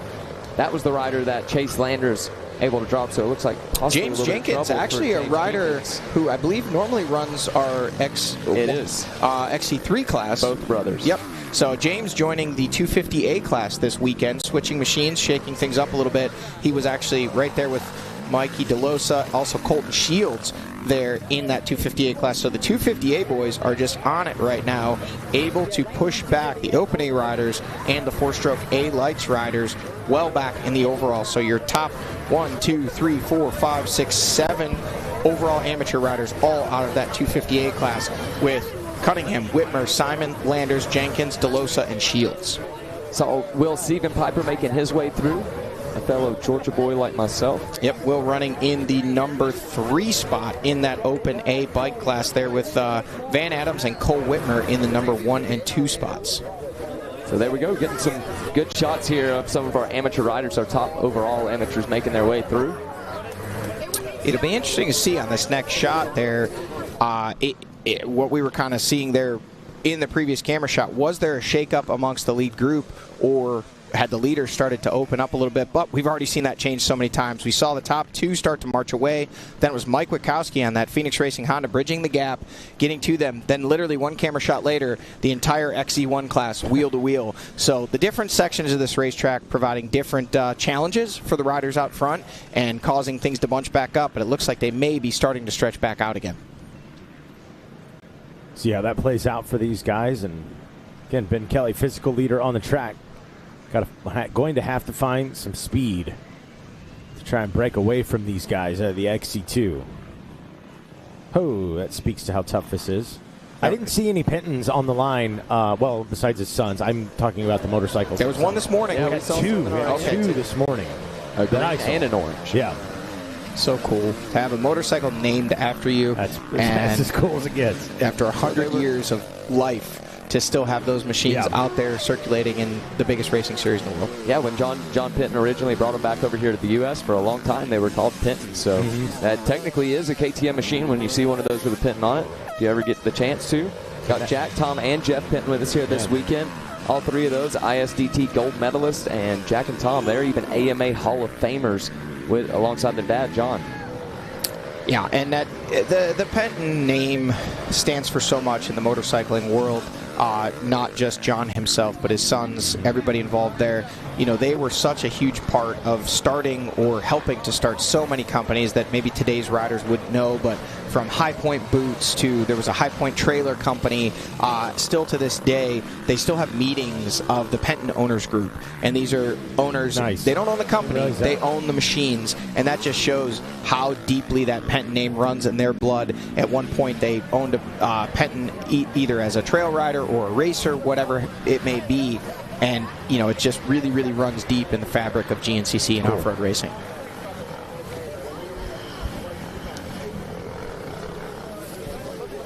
So continuing to watch here at the Penton section. Mile number 4. As far as our Racer TV cameras are concerned. And here we go, everybody, jumping back up to the Yamaha Racing Live drone where we see Ben Kelly continuing to lead the way. Draper in that number 2 spot, Witkowski just behind him, and then Caleb Russell starting to make some moves. I've had a theory since I started. When you get on the T-shirt, it gives you some good luck. He's on the T-shirt alongside Penton here this weekend. So who knows? Maybe that'll give him that nudge that he needs to get back up on the podium. Interestingly enough, we talk so many times about the tire selection, and so much has changed with the riders that have been running that scoop-style tire. If it's a Dunlop brand, it's the MX-14.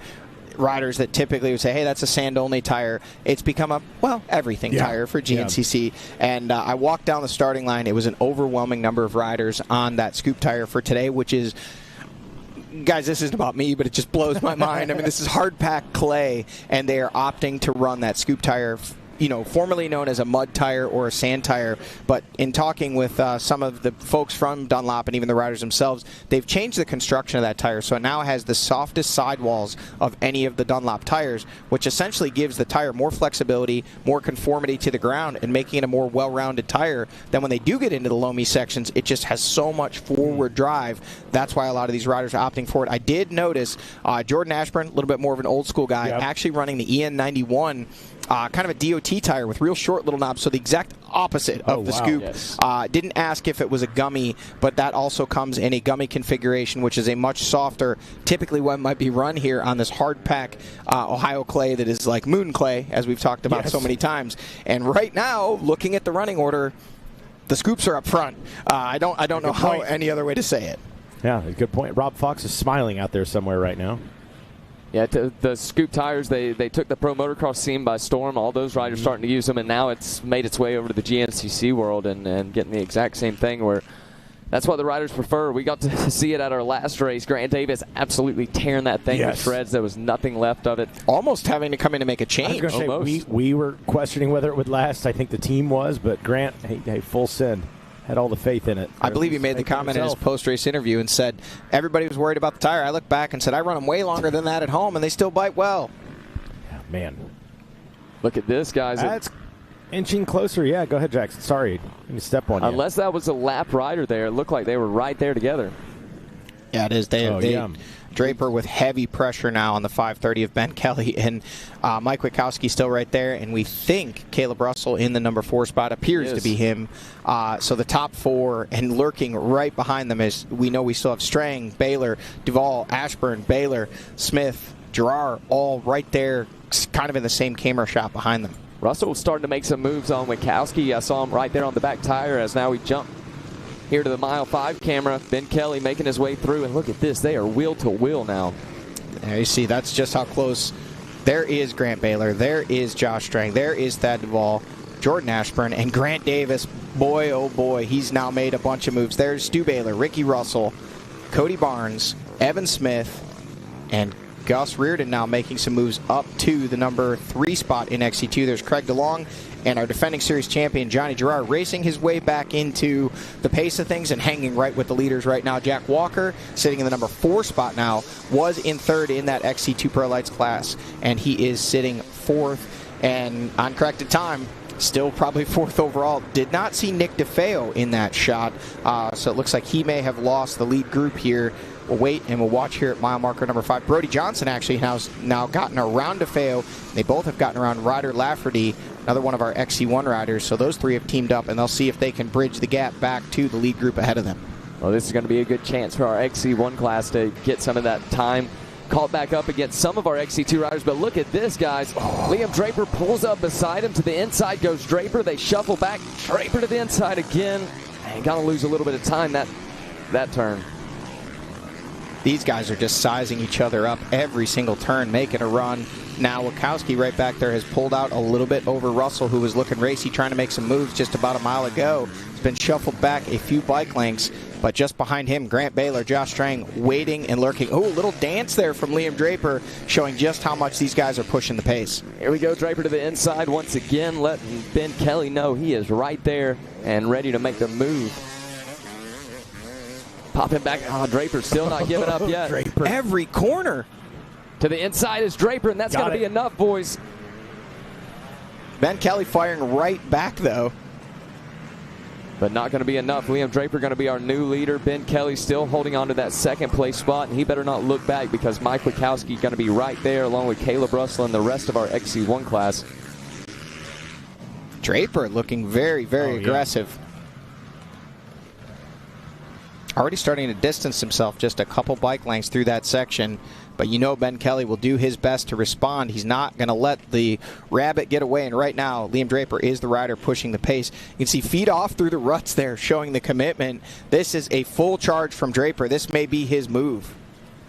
Holy smoke. Yeah, Liam Draper just setting another. Maybe this helps, I use air quotes for now, helps Ben Kelly. If Liam has got a better pace, Ben Kelly tucks in behind him and maybe put a gap between him and Grant Davis.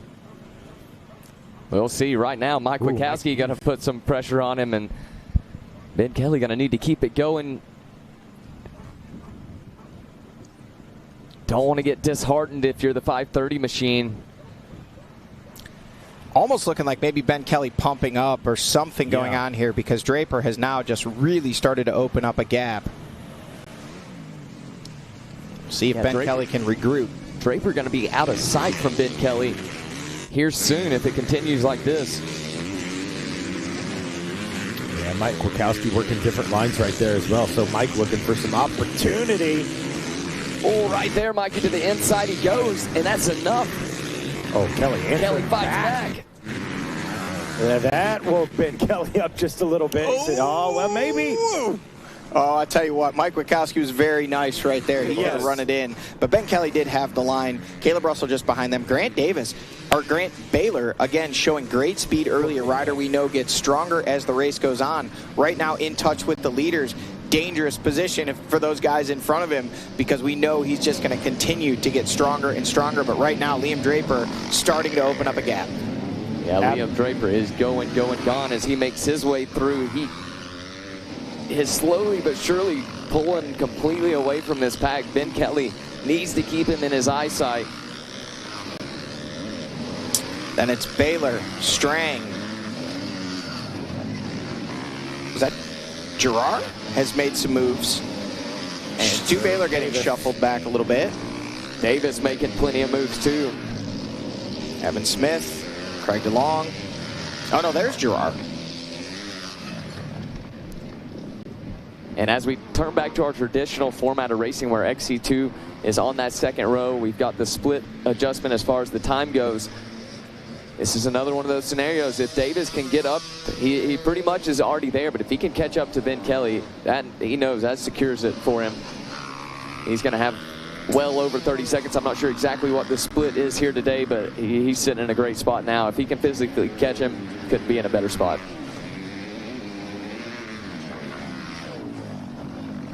So watching here at the pit row. just a few more miles until they will have completed 2 laps. We'll get in, and you can see race time, 1 hour and 2 minutes with 1 lap complete. Shows you just how long that Penton section, that 4 miles, adds to the racetrack. Yesterday, about about some of the lap, I think the first lap was 27, then 24s and 25s after that. So today we're looking more in the realm of 35-minute laps for lap number 1. Now they will come a little bit shorter because the first lap included an extra mile of racetrack where they bypass scoring, but we are getting ready to get our first official lap time of the race loop minus the start loop. So we'll see. We should expect that to come down at least a couple minutes. I would say maybe in the 32 or 33-minute range. Leaders on screen, and this is the section coming to the finish line, so they are getting ever so much closer. And look at that, Liam Draper completely out of the camera shot. Can't even see him. He's out front, starting to pull away. Ben Kelly in the number 2 spot. Mike Witkowski in 3rd. Caleb Russell 4th. Grant Baylor in the number 5 spot physically as they run. But those guys are all chasing the Ghost in the Machine, the XC2 riders out front. At the completion of lap number 1, 6 XC2 riders in the top 6 overall, displacing the entire XC1 class. I do expect this time around our XC1 class to at least be able to pick off a couple of those XC2 riders as far as they've dropped down. We'll see if that's going to be the case. Yeah, I think both Johnson and DeFeo would be potentially on the bubble, but they did have a pretty sizable gap on those guys last lap. We'll see if they're able to hold the pace and hold off that XC1 class on corrected time. But at least the top 4, I think, of Davis, Barnes, Reardon, and Jack Walker are close enough that they may still be in position to push back those XC1 riders, but we'll find out here in just a matter of a few moments, Jackson. Here on the Yamaha Racing Live Draw, following along with Ben Kelly, our 2nd place, and Mike Witkowski, our 3rd as far as physical placement goes out on the course. And Kelly able to put a little bit of ground between himself and Mike Witkowski, get that pressure off of himself.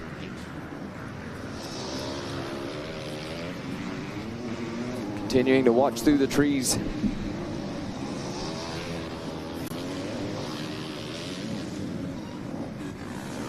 So an hour and 5 minutes here into this one. We still have a ton of time here left in this one.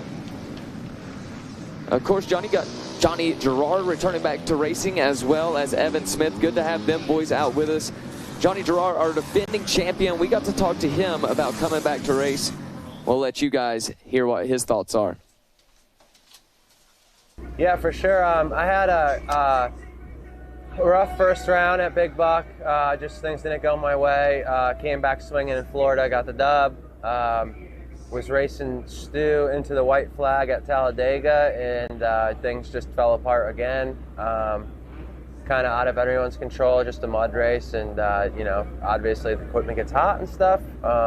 Yeah, so unfortunate, you know, first 2 out of 3 rounds, but went to Camp Coker, and yeah, I think just struggling out there a little bit. I got Epstein-Barr, and I think it was you know, coming on after Florida and stuff, and around Talladega, and just didn't feel the greatest at Camp Coker. Came down in the woods, and just reaction was too slow, and ended up hitting my side of my head off a tree, and got another concussion to add to the list of I can't even tell you how many. And yeah, it kind of spun me out, and I'm still working on it, to be honest with you. Have some anger and depression, and just feel different from my normal self. So still working at that, but I feel good, and I've been riding, and things are coming around. But obviously head trauma's no joke. So trying to get that squared away, and yeah, broke my hand, punched a tree, or a big wooden post at the ISD boot camp before we went over there. Went and raced 6 days with a broken hand. Pretty painful. Came back, it was feeling better. Felt like it was healing up, and the week I got back, messed it up again. And then kind of snowballed from there. I broke my right big toe, and then I sprained my left ankle really bad, blew up like a balloon. I almost thought it was broken, but obviously a bad sprain hurts just as bad as a break. And went to urgent care, got an x-ray, and they're like, nah, it's just a bad sprain or contusion or bruise or whatever. And yeah, just beating myself up the last couple of weeks, but yeah, now we're back on and feeling good on the bike, and yeah, we're here at the John Penton and getting my feet wet the last 2 rounds, and looking forward to just building and carrying some good momentum into next year is my main focus. Well, there you have it from the mouths of Johnny himself. Obviously, it's been a beyond challenging season for our defending series champion. Last year, everything went his way through preparation, planning, hard training, and lifelong quest of trying to win a major championship like this. He was able to get it done, and then early on this season, the train quite literally just came completely off the tracks. And sometimes, to his own words, it just snowballs. You try to come back, maybe try to come back a little bit too early, but he's dealt with illnesses, he's dealt with injuries, and even previous injuries, talking about those concussions he had and some health issues that those have created for him. GNCC stepping up this year with their concussion protocol, at least in part because of that, and really making sure to keep these riders safe. Liam Draper checked in now, 2 laps complete, and you can see the gap he has opened up, folks. He is gone. He has gotten away from Mike Witkowski. Now both Witkowski and Russell have gotten around Ben Kelly, as has Grant Baylor. Wow. So a big shake-up there. We thought that maybe we were seeing some arm pump out of Kelly. Now Josh Strang putting some pressure. There's Jordan Ashburn, there's Thad Duvall, and there is Grant Davis. He is going to be your overall leader, but we'll let some riders check in and find out exactly what the running order is, as now Barnes and Reardon both checked in. They are your top 3 overall. Liam Draper sitting in 4th. We'll wait and see if Jack Walker is able to make it to the line quick enough to push back those XC1 riders even more. So we had 6 riders taking the top 6 positions out of that XC2 class. Now it's the top 3, as you can see on screen. Still refreshing, trying to find Jack Walker in the running order here. We'll wait to update the top 10 until all those XC2 riders check in, but at least the top 3, and there is Jack Walker, now 4th overall. Despite being 24 seconds behind Gus Reardon, he is still 4th place in the overall, meaning your XC1 leader and physical race leader, Liam Draper, 5th place overall as they run with Witkowski, Caleb Russell, Grant Baylor, Ben Kelly, Josh Strang, Jordan Ashburn, Thad Duvall, Stu Baylor, Ricky Russell, Evan Smith, Johnny Girard, Craig DeLong, all the way back to that number 17 spot in the overall. So here we go. Saw Liam Draper there on our Yamaha Racing Live drone aboard his Ampro Yamaha machine, and he is gone here in this one. This is a good opportunity for him to get away, run away from this pack right here, and possibly be able to get himself ahead of some of our XC2 riders. And seeing some trouble here on screen from one of our riders. One of our A-class riders there having an injury. Hate to see that. Interesting, though, when we showed those lap times, they were in order of the actual running order, but not the fastest lap. The fastest lap was not Grant Davis. It was actually Liam Draper sitting in that 5th place spot, only by 1 second over Grant Davis, but he did turn the fastest lap on the track on lap number 2, starting to try to claw back, but looking at the elapsed time, 1:08.15 for Davis, and Liam Draper with a 1:08.53, so he's got to claw back about another 47 seconds he would need to, 37 seconds, math is struggling today, 37 seconds, but he made 1 back, so he just needs 36 more to potentially try to displace Grant Davis back to that 2nd place spot overall, and only 2.9 seconds back. We've been talking a lot about Grant Davis, but Cody Barnes basically his shadow, and only another 3 seconds back Gus Reardon, and we are being told by Race Control, Jackson, 5-lap race here in this one, everybody. Once again, a 5-lap race. So, wow. Liam Draper, I was saying, the good opportunity for him to run away and hide and possibly get back that overall lead. But, Johnny, I don't know if that's possible, to be honest with you. When you got a rider like Grant Davis and turning those lap times, we saw how fast Liam Draper's going and only a second faster from Grant Davis. How do you claw that back? Yeah, Draper was actually 1 second faster than Davis that lap, but still, to claw back, he needs 35 more laps or 36 more laps at the current pace. But keep in mind, Liam Draper, no real pressure behind him right now. He's trying to sprint. Grant Davis, every time he's doing everything right, but his shadow right behind him 2 seconds back is also XC2 rider, and 3 more seconds back, another XC2 rider. So Barnes and Reardon, again, pushing Grant Davis, who is in turn pushing the pace, which is just pushing these guys up through the pack and causing them to occupy the top 4 spots in the overall, with Jack Walker sitting about 24 seconds behind Gus Reardon.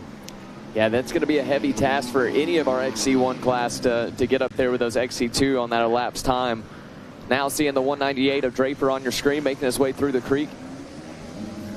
And he is solidly in that top spot as he makes his way out of that section. Still not seeing our physical second place. There he is right now. Mike Wachowski making his way through on the number 8 Phoenix machine. Caleb Russell now up into the number 3 spot. Grant Davis in 4th. Josh Strang has now also gotten around Ben Kelly and up to the number 5 spot. Kelly all the way back to 6th, physically on track with now heavy pressure from Jordan Ashburn.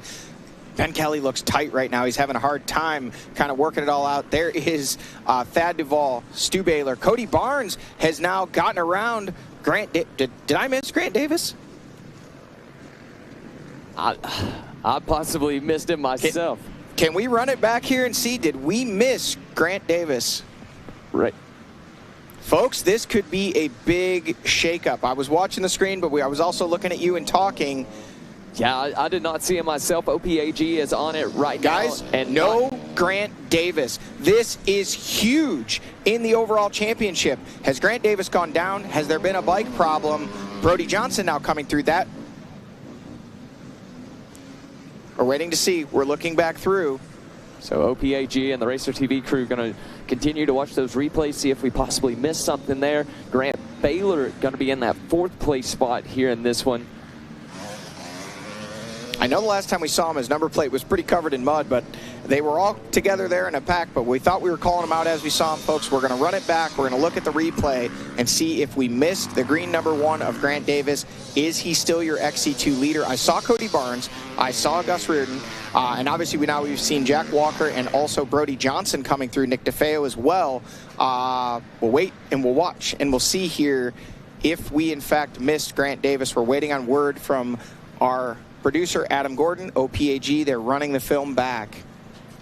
An overall championship in the ballots, and we're getting told by race control, or our race control here in Racer TV, we did not see Grant Davis making his way through this section. Grant Davis not through at the 2-mile marker, which I can tell you with the time elapsed mean he is now outside the top 20. He will score no points unless he's able to work his way back up, which would mean Ben Kelly, any points that he earns today will come back in that 20-point deficit. Ben Kelly, sitting currently in the number 11 spot, would be on 10 points. So 10 points he would be earning, meaning that would be a 10-point deficit if Grant Davis is not able to score any points here today. We're not jumping ahead, but we have now confirmed from that camera shot, no Grant Davis. He has not come through this section of racetrack. Now we're all the way back to our A-class riders. We've got JoJo Cunningham, Lane Whitmer, Gavin Simon, and Chase Landers. Those are the top 4 in 250A, and still no Grant Davis. Folks, if you were at home, this is the biggest of big shakeups in this 2025 overall championship battle. Grant Davis, your points leader, your XC2 points leader, your overall points leader, has disappeared between the finish line and mile number 2 on lap number 3, and is currently fallen outside of the top 20 overall, meaning no points currently for Grant Davis unless he's able to get his situation addressed, get back out there and work his way back inside the top 20. Jackson, we did not see this coming. This was the last thing I believe everybody expected. And just to remind everybody at home, we do have our XC1 championship wrapped up. Ben Kelly is your XC1 Open Pro champion here for 2025. However, the overall championship, the XC2 championship, still laying in balance to be claimed, and what we expected to be the number 1 machine, not seeing him. If he's not able to finish this one, this could change everything here for this XC2 and Open championship. We've got track crew radio in that Grant Davis has an issue out near the FMF PowerPoint, trying to get a camera to it to see if we can get a shot. I've got texts coming in. I've got Instagram messages. People out on the course saying, GD never came by the Split Rock. Tyler Shepardson. A bunch of other texts saying, Grant never came by us. We're at the 1. So Grant Davis is not moving on course currently. We are being told potentially bike issues or some type of an issue at the FMF PowerPoint. We're doing our best to get a live update on that situation as quickly as we can, but nonetheless, this is a huge, huge shakeup for this 2025 overall championship. One thing I can promise you, Johnny, there is a crew of Landers KTM workers that are going to be running each other over, headed out to that FMF PowerPoint to try to get Grant Davis back up and going, and hopefully into that top 20 as time continues to tick on. I believe that is starting to go out of the frame. Yeah, I mean, you're exactly right, Jackson. Grant Davis, a phenomenal talent. Obviously, we know he has the skills to come back, but we're just watching seconds turn into minutes at this point. Unless he can get going and really do something remarkable, it's nearing impossible to come from as far back as he is to try to score any points whatsoever. We saw Johnny Gerard at round 1 with a huge bike issue, coming back, trying all 3 hours long, clawing 80th overall, 60th, 50th, 40th. I think he ended up 23rd overall. No points for all that effort, but they will try everything they can until it is, if it becomes a lost cause, to try to score even just 1 point today, because that could loom so large. And a huge opportunity, Jackson, for Ben Kelly. Was leading this race, now back in that number 10 spot. Any points that he can gain today go directly towards that 20-point deficit that he is currently operating on. So if you're Ben Kelly, the sense of urgency has to really start to resonate with you, knowing every position, every point you get could be the difference in this 2025 overall championship when we show up at Ironman in 2 weeks' time. So leader, go ahead. Seeing our leaders on screen, Liam Draper still leading the way with that big lead. Mike Witkowski appears to still be in that second place spot, with Russell just behind that. But yeah, as far as Ben Kelly goes here, Johnny, you had to think you're probably getting a little disheartened out there as he saw riders making his way by, starting to get the wind took out of his sails, and then it just gets put right back into it. I'm sure he's getting pitboard saying, Grant Davis out of this one. Well, I have to imagine that he's just on an emotional roller coaster. And that is an entire another discussion there, Jackson. Did Ben Kelly see Grant Davis on the side of the trail? And if he does, that's just going to breathe new life into this situation, him knowing the situation with the points deficit. And it almost looks, I could be wrong, Jackson, but that looks like a number 8 in third there. And the 5:57 of Caleb Russell now up to the number 2 spot. So Russell has made the pass, taken over the number 2 spot. I'm colorblind, but that looks like a blue bike to me, and that one's red. So it looks like Russell now into the number 2 spot, and Witkowski in third. It is still Grant Baylor in fourth, and I believe it's Josh Strang there in the number 5 spot, physically on track. Just behind them, Ben Kelly in 6th, and Jordan Ashburn in 7th. Then comes the battle. Now we are starting to see some of our XC2 riders. Cody Barnes trying to make a new line to the inside. He would now be your de facto XC2 class leader, and here they are live on screen. Liam Draper leading the way on the 198 Ampro Yamaha there, wheeling up that hill in the John Penton section, trying to open up the gap, but just behind him, here comes the charge. Second place rider, looks like it's his teammate, the 557, Caleb Russell, also on that Ampro Yamaha, and just behind him, the Phoenix Racing Honda of Mike Witkowski in the number 3 spot. Big shakeups, Mikey Waynes. Talk about drama. Now, drink your water, you're fine, we got time. There is Grant Davis in the number 4 spot. Josh Strang looking, Grant Baylor, sorry. Every time I say Grant, it just reverts back. There is Ben Kelly trying to claw back those championship points. But Mikey, what a shakeup here. Yeah, I had to step out for a brief emergency there, and I come back in, and it's like you guys put all of the riders in a Yahtzee shaker, and it's completely different. So obviously the big change, Grant Davis, sitting there in the overall lead, disappears. Now looking like potentially, we're waiting for an update. We're seeing if we can get a camera to him. But if he scores no points today, Ben Kelly sitting in the 10th place spot would score 11 points, meaning it would be a 9 points deficit for him going into the final round of racing. And with all this racing still left ahead, it gives Ben Kelly an opportunity to make some passes and make that 9-point deficit 8, 7, 6, 5, or the opposite could happen. But this is a huge opportunity for Ben Kelly. Yeah, this is the stuff that you can't script it this well. Please, people at home, don't think we're doing that. I promise you, it's crazy. It's absolutely insane. To script it, you would have to have actors, and I do not think that Grant Davis would willingly play this part. Absolutely he not. wants this championship so bad. He's been riding so well, and this is an absolute heartbreaker. At this point, the best we can hope is that it's just a mechanical issue, and that Grant Davis himself is all good and ready to go again in 2 weeks at Ironman, or potentially get back out there today and try to earn some points.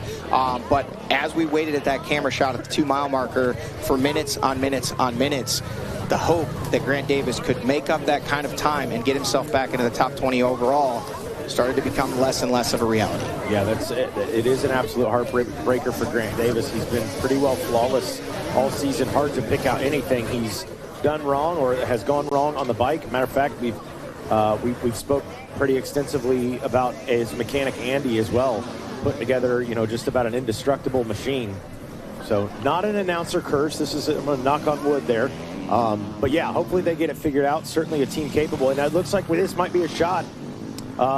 Johnny, I'm going to let you talk about it. Kind of hard to decipher what's going on from the Yamaha Racing Live. This is Grant, we believe. Yeah, that appears to me to be medics. So let's go ahead and we'll hope the best. That's definitely medics.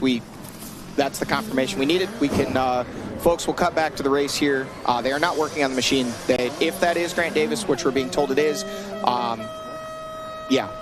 heartbreaker. Yeah, that's the kind of thing you don't even have words for. You hope the best for him at this point. At a point like this, Johnny, it's one of those things you look at, you kind of throw the championship and points and that conversation out the window. Yep. You just hope the young man's okay. Absolutely. And, we all know, racing, tough sport. Grant's a tough guy. We'll, like you said, we'll shift our focus. This is not just about a championship. We'll hope the best for Grant Davis. Hope it's something minor, able to get checked out. And whether he returns to racing later today, 2 weeks from now, 2 months down the road, we're just going to hope the best for that young man, and we'll get you guys an update as we can. But I believe we can softly confirm that Grant Davis out of today's race, not going to be competing for the rest of the day here today. So unfortunate turn of events with which is looking like a possible injury. Yeah, so we will keep you guys updated as we learn information about that. So hopefully nothing too substantial, but we'll do our best to keep you guys updated as well. Matter of fact, Jackson Burrow, I believe, I think he was heading over to the KTM pits. Probably going to be pretty close-lipped about that, I'm sure. They want to make sure that their man's okay before they do any kind of speculating. But Jackie Legs on his way to see if he can get some word in. And Mikey, for those at home, obviously rider safety, anyone's safety, a very serious thing. We would never want to speculate on anything we don't know, and we want to give an appropriate amount of time and also, distance for those guys, because they themselves may not exactly know what's going on yet. They may have heard he's had a crash and is being attended to, but we'll see what we can find out. We'll report to you when we have it, but we can confirm Grant Davis appears to have departed today's race. He will not be finishing, and that will be, we have to address it, will be a big swing in the points. Ben Kelly, any points he earns today will start to erase that 20-point deficit that he had coming into the beginning of the day today. All right, well, chaos here at the John Penton GNCC. We have a downed rider that is Grant Davis. We hope that he is okay. We'll try to keep you guys informed on that. But nonetheless, your new race leader on adjusted time, Cody Barnes, leading the way. And a tough break for Ben Kelly. He has fallen back in the pack, but sits in a good point standings as far as that overall championship is concerned. Liam Draper in the fight. Everybody's in the fight. It has been absolute chaos and a freight train out in front. We're going to take a commercial break, and we'll be right back with more here on RacerTV.com.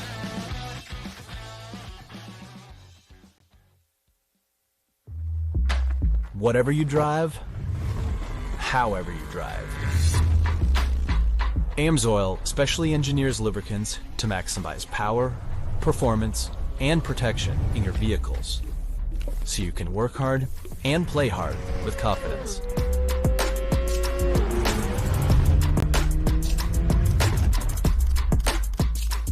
Order online at amsoil.com. Unleash aggression, reliability, and premium quality with Kenda tires. delivering exceptional performance on all types of vehicles. Automotive, ATVs, UTVs, motorcycles, bicycles, trailers, lawn and garden, and even golf. Trust Kenda Tires to guide you on your next adventure. Kenda, designed for your journey.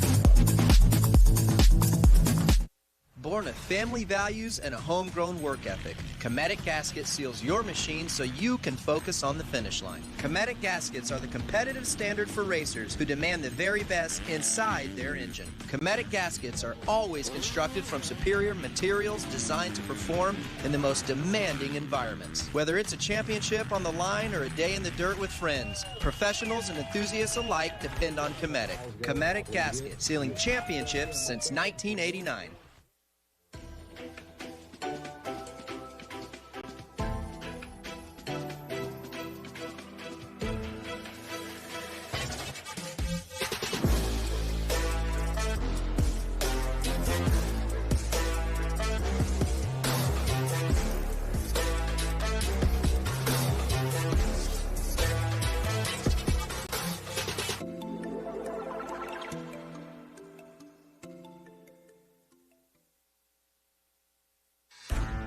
Progressive GNCC Racing is brought to you by Progressive.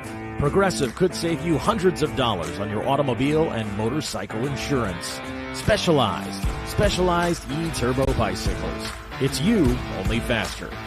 Rocky Mountain ATVMC.com. Get ready. And welcome back to GNCC Live. Johnny Gallagher, myself, Mikey Waynes, and we're joined by the Becca Sheets, retired former WXC champion, WXC pro, and now a mom, almost a mom times two. Becca, welcome back to GNCC.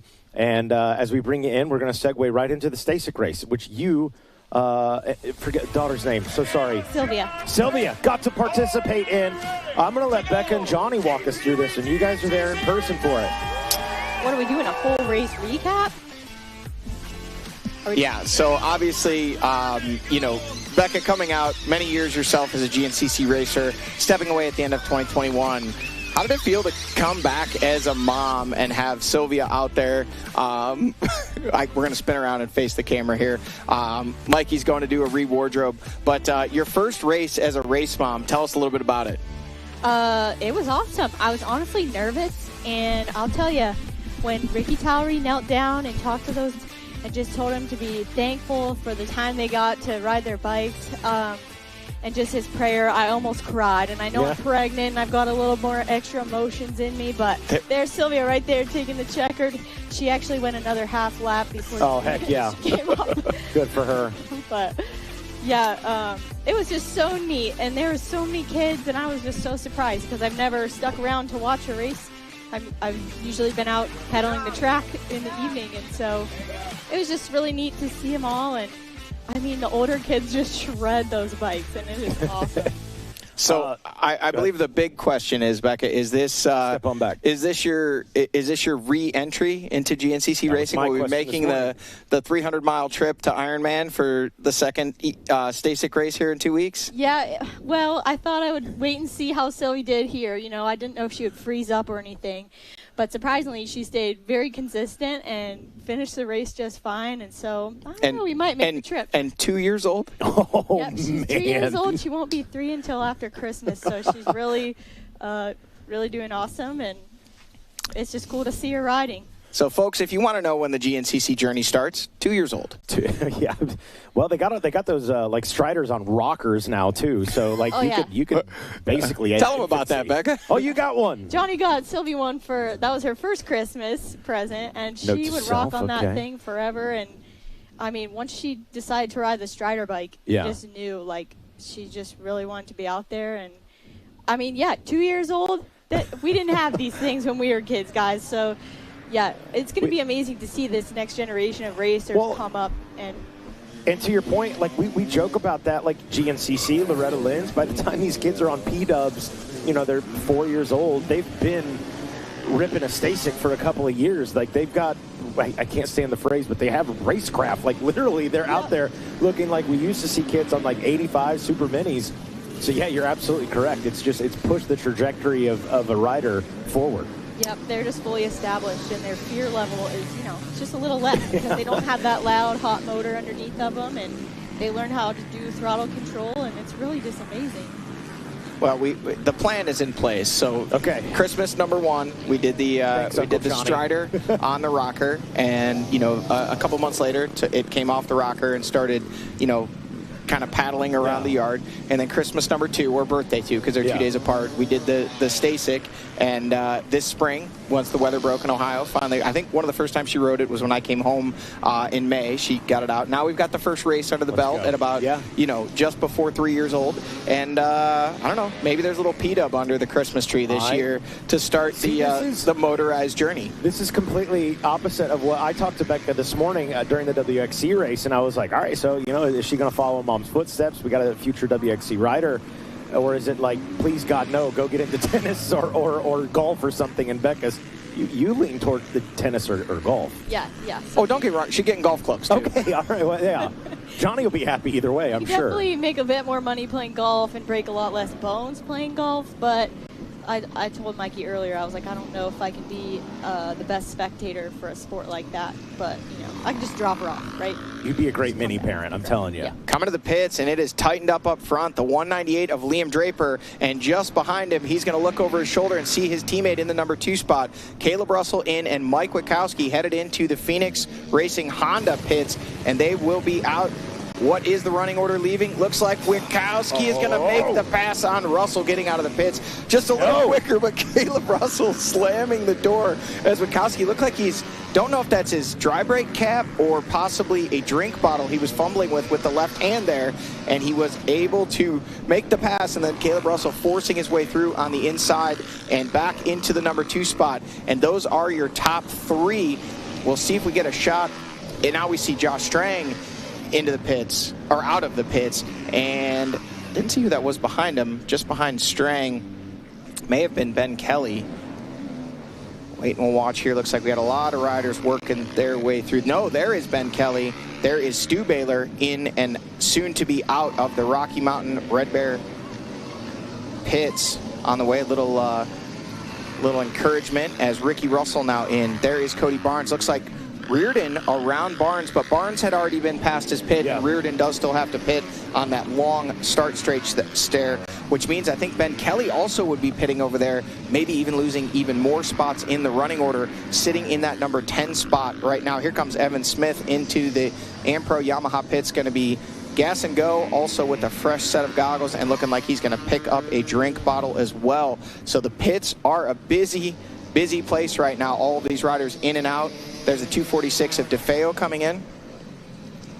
And Evan Smith, a rider that has really been a journeyman in GNCC racing, has a lot of stories, has been out of much of this season. I think we have 2 interviews with him. One that talks about him kind of coming back to GNCC racing. Adam, if you confirm, those are 2 separate interviews? Okay, so we have this first one talks about him coming back to GNCC racing after some time away with injuries.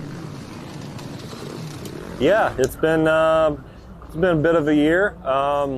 Got hurt at first National Enduro this year, so I missed the first, 3, 4, 5 GNCCs. I came back, ran 3 or 4, then had another mishap that kind of set the same shoulder back again in the middle of Hoosier, and then kind of had some other, with Enduros being my primary series, had some other obligations and all, so I got healthy and stuck to those for a little bit, and yeah, the team was cool with me coming back and riding the last couple of rounds, so I'm looking forward to getting back out there. I've missed these. They're hard, but there's a sense of, satisfaction and gratification you get from riding these, and I've missed that a lot.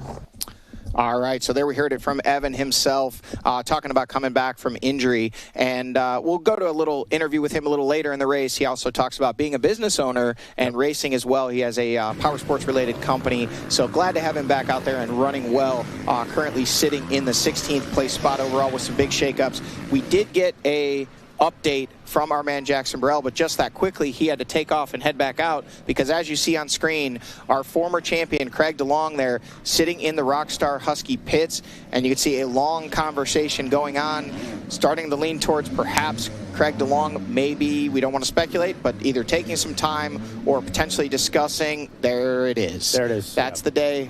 Craig DeLong done for the day. Looks like he may be limping a little bit potentially. We'll see if Jackson can get a word with anyone from his team. There's actually Andy Gray, Grant Davis's mechanic. So to that point, we did get a little bit of an update on Grant Davis. Mikey, I don't think you heard, or if you heard all of it. He came, Jackson was able to go down and speak with Grant and also Big John. They're saying at this point, Grant Davis had a pretty hard fall, hit his head pretty hard, and they are evaluating him. But as far as physical, actual broken bones, injuries, while unsure, they don't feel like there's anything serious. He did hit the ground very hard and potentially knocked himself out, but we'll let them discuss all that. But he is alert, talking, and able to move. No apparent broken bones, so that bodes well for him to have the potential to come back and contend here in 2 weeks at the Ironman GNCC, still in the fight for this overall championship. But the number one machine, number one XC2 machine on the stand and done for the day, Grant Davis. So that's going to be a big swing in our overall points. Yeah, and that's, we can't really say it's good news, right? But it is not it's great news. That, not that he's out, but yes. Yeah, exactly. So we hate to see him out, but you know, when you see that many medics working with a rider, you kind of think, man, what's the worst case scenario on this? So happy to hear that at least now. Obviously, if we find out more, we can continue to update you guys. Yep. And they were discussing potential concussion, so likely Grant disoriented, which when you hit the ground at a high rate of speed can happen. Johnny Girard talking about that in an earlier interview. Becky, you may have some perspective on that. 2018 X Factor GNCC, living in La La Land for about 5 minutes. Yeah, not much perspective there. I just remember saying, oh, my jaw, I don't know. And that was really all I remember. Well, dirt bike. You know, everyone takes care of you here, and that's what happened. And that's just, I'm sure Grant had plenty of people stop for him. And it's just amazing how quick we can get these riders out of the woods when we race like this. And a big shout out to our medics and the SOS, Safety on Site, a new addition here to GNCC in recent years. Dr. Tanner is here. They have the best of equipment on site to be able to evaluate riders to determine do they need to head to a hospital facility immediately and what level of care may they need. A lot of fundraising goes on for that effort. That comes completely out of their pocket. They're here as, you know, volunteers. And I think at this point, even $1 of every rider sign up goes to that SOS to help fund getting them to the races and really just be such a great advocate for these riders and their safety. And we know Grant Davis in very good hands right now. But like we talked about, good news. Doesn't look like any major serious broken bones or injuries. Obviously hitting the ground hard and potentially concussion is what the discussion is. And, you know, the talk of the concussion protocol and the concussion testing that we put all of the pro riders through. Obviously, a lot of debate as we got racing on screen about that earlier on social media. People kind of questioning it or thinking it's soft. It's not. No. Folks, this is why we have that in place. You can't downplay that. You look at, you know, obviously the NFL gets a lot of attention to those retired players and some of the concussion protocol that didn't exist years ago and what it does to you when you get into your older years. We want to prevent those kind of things. So this is an example why that exists. Absolutely. Take rider safety very seriously, and we've learned a lot about that in recent years. And these are protocols and systems put in place to protect the riders. Tell you what, we've had a shakeup up front in that the top three now pretty much wheel to wheel. Liam Draper leading the way, Caleb Russell in the number 2 spot, and Mike Witkowski in 3rd. And here they come on screen pretty much wheel to wheel. But the big story, they have now opened up a pretty sizable gap over the group behind them and are starting to stretch away. So 3 XC1 riders out front and pushing the pace, trying to open up a gap over not only the rest of the XC1 field. There is Josh Strang, so that is your 4th place rider, the full finish line section behind, so about 8-10 seconds. We'll see what it is when they check in. But lap times 32:49 for Liam Draper, a 32.33 for Caleb Russell, and a 32.36 for Mike Witkowski, as Josh Strang now checks in that number 4 spot, 12 seconds behind Witkowski. Grant Baylor 6 seconds back in the number 5 spot. And those are the only 5 riders checked in so far. So we'll see how much of a gap those top 3 and 4 with Strang are able to open up over. Now, Johnny Gerard back in the pits. Okay, so that's about a mile behind. So Johnny having some issues out there. But here's your top 3 on screen. Liam Draper, Caleb Russell, Mike Witkowski, 2 Ampro Yamahas and a Phoenix Racing Honda out front leading the way. And we'll look for the big girl, the 480 RR Beta of Josh Strang back there giving chase and trying to close that gap and potentially put himself in position to put that Liqui-Moly factory Beta on the podium. There's Grant Baylor in the number 5 spot.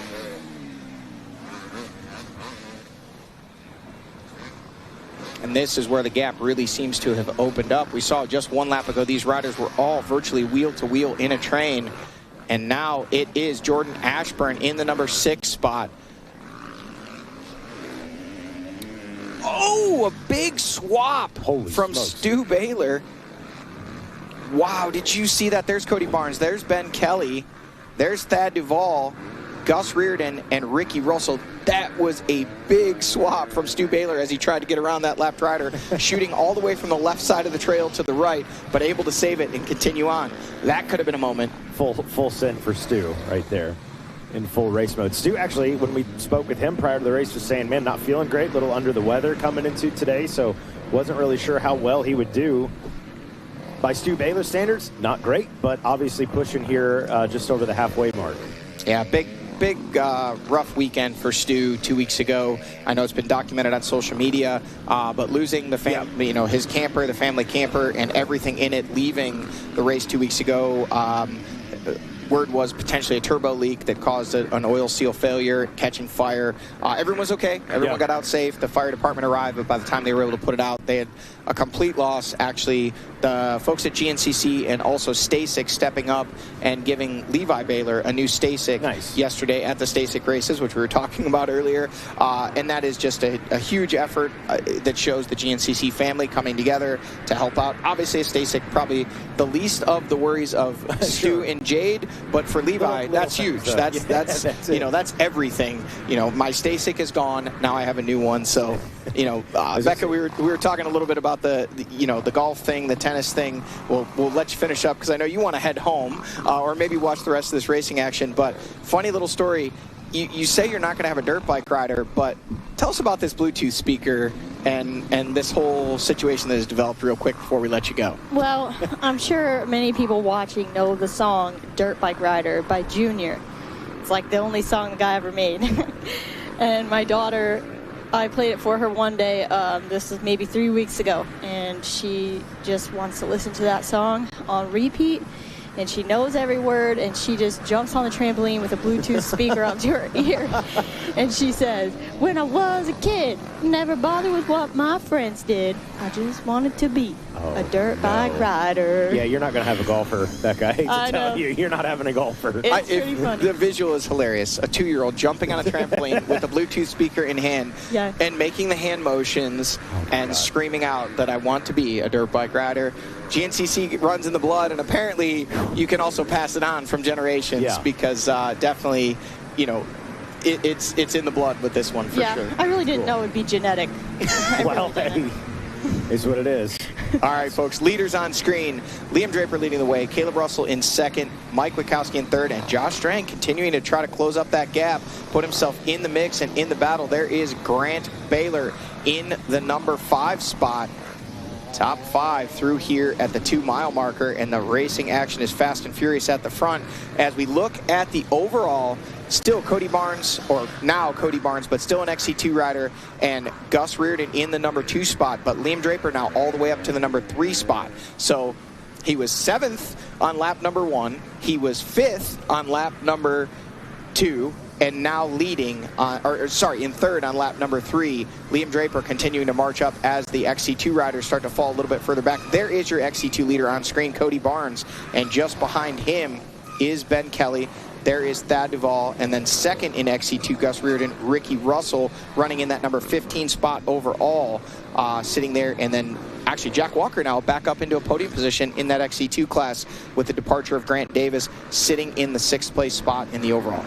You know, we've talked about, you know, the scenario of, you know, you eliminate Grant Davis, and we would be talking about Angus Reardon and the sensational season he's had. We'd be talking a bit more about Cody Barnes. Well, right now we're seeing that put on display. Those guys leading the way 1 and 2 on adjusted time.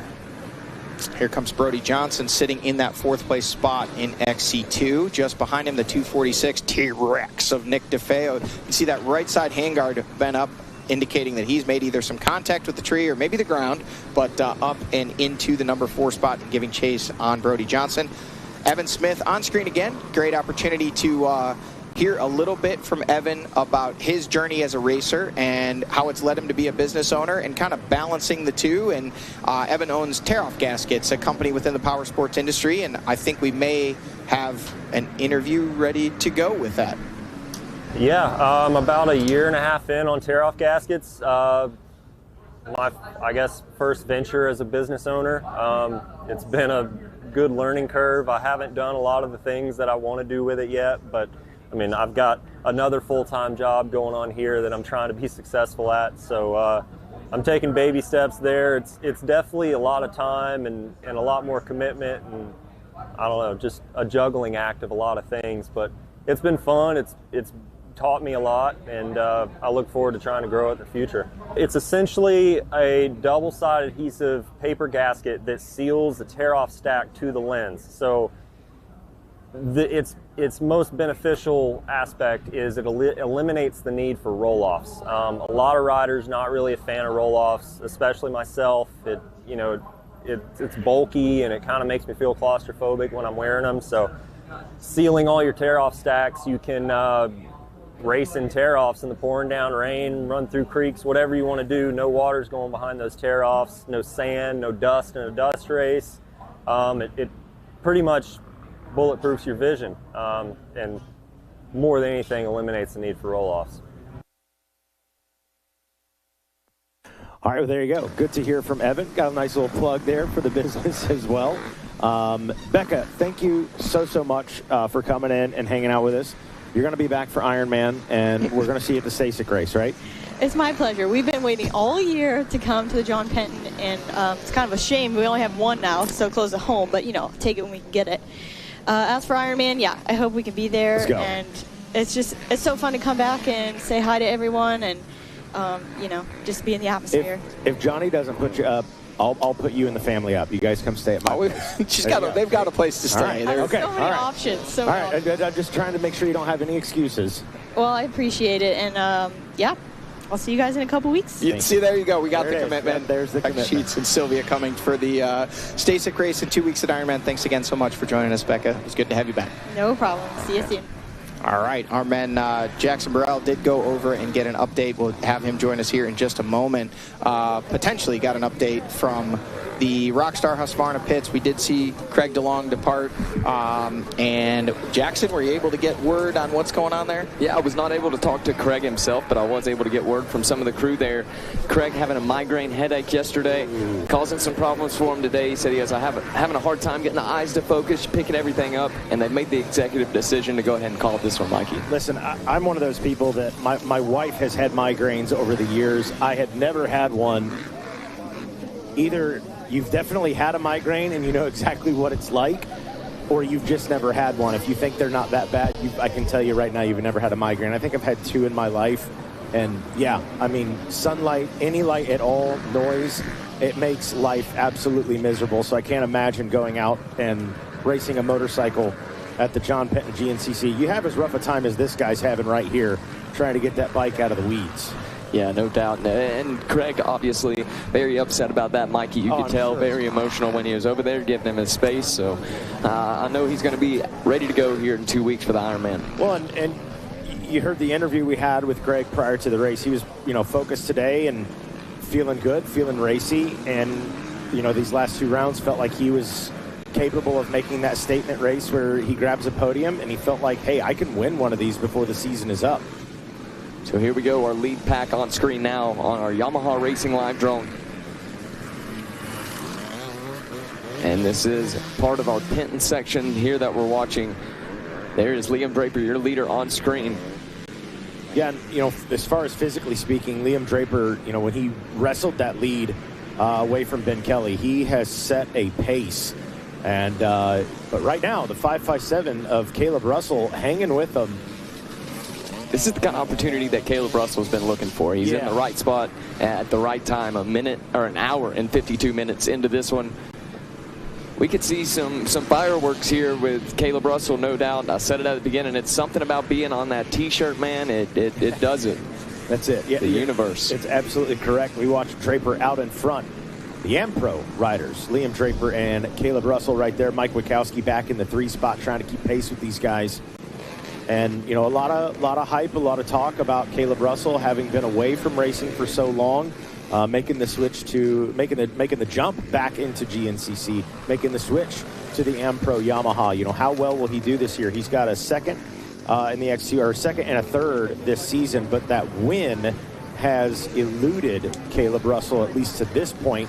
And I got to think, man, we get into that second hour, Caleb Russell might turn the clock back and become maybe the 25, 27-year-old Caleb Russell that we used to see absolutely hauling the mail against his buddy Liam Draper right there. Yeah, I mean, 2 teammates out front battling, and it is still Draper leading the way, but Russell on the rear wheel. 2 different lines up here. Man, a beautiful line. Caleb Russell up the right-hand side, and just behind him, also riding incredibly well, Phoenix Racing Honda, Mike Witkowski. But here comes the big girl, Josh Strang on that factory Beta 480 RR in the number 4 spot, and looking like he's made up a few bike lengths on the lead trio ahead of him. So Josh Strang has entered the chat. Strang said this earlier today in his interview, so I feel comfortable sharing it on the broadcast. And I flat asked him, you know, team manager, are you racing next year? Is it too soon to ask? And he said over the summer he kind of caught wind that he wasn't necessarily included on that rider list, and he brought it to Beta's attention. He said, I feel like my riding spoke for itself, and you know, they do with him riding. Obviously, he's going to have more riders next year. They have to make room for a mechanic was the big thing. But by all purposes, Josh Strang said, my results have spoke for themselves. I've shown this Beta's capable. I want to ride it for one more year, close out 20 years of a pro racing career here in the States. So to see Josh Strang having this kind of success this late in his career, in the twilight of his career, is pretty daggone cool. And doing it on a machine that hasn't necessarily been tested the way that Josh Strang and his rider Jack Walker are putting on display today. Yeah, 2 Betas in the top 10 overall. And just on cue, here comes Jack Walker on the front wheel, getting a little risky, but in the 3rd place spot in that XC2 class. And 2 things on that there, Mikey. You know, obviously we don't get to influence what, you know, and budgets, and I'm sure they have a plan. Right. But if your factory Beta and Josh Strang is able to put that machine on the podium, reward that man. Let him race for another year if he so chooses. And also, 20 years, that's a long time, but rookie numbers, come on, man. Pump them up there, Josh. 28's the goal. See if you can stretch it out. Looks like Nick DeFeo coming by there, 5th place in that XC2 class behind Brody Johnson. So the top 5 in XC2 through about the top... top 10 or more already through in XC1, just ahead of those guys. And I did notice, look like Stu Baylor on the move there had made up a couple positions and was a little closer to the riders in front of him. We know that's a rider that once he gets the momentum going, he can be hard to stop. Yeah, absolutely. It's the freight train that is Stu Baylor. Now, the freight train is Josh Strang. That's true. That's true. All right, fair enough. Here comes Evan Smith. You know, he's running those tear-off gaskets out there today. Support your local businesses. If you get an opportunity, go. They run a booth here at most of the GNCCs where you can purchase those. And see that optional out and around line there. We talked about the optional line to the left of screen or right of track. That was a little easier. That is the full go around there at the bottom where you see the yellow caution tape. If you do not want to attempt this hill climb, there is an easier way around. But some of the sections in this Penton section, no easy way around. It's up or nothing. Ryder Lafferty coming through on the 336 machine out of that XC1 class. And another rider down there, didn't catch who that was, just left of camera. Looks like he's getting some help to get that machine turned around and take another run at this hill climb.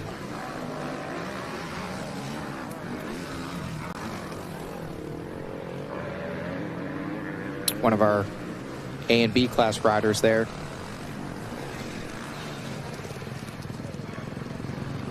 Ooh, Mikey, launching it up. How tough is this hill getting here, Jackson? Launching it up. A few. A lot of guys rolling back down the hill and coming back up to restart.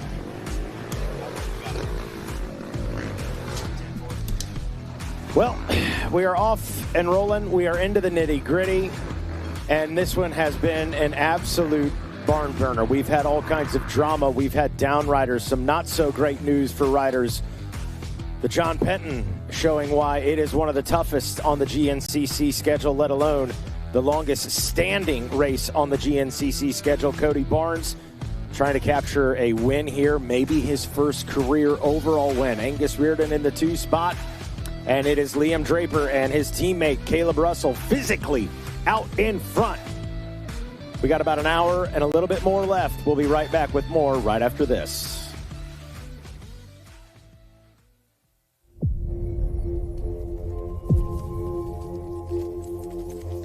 We've been there since the very beginning.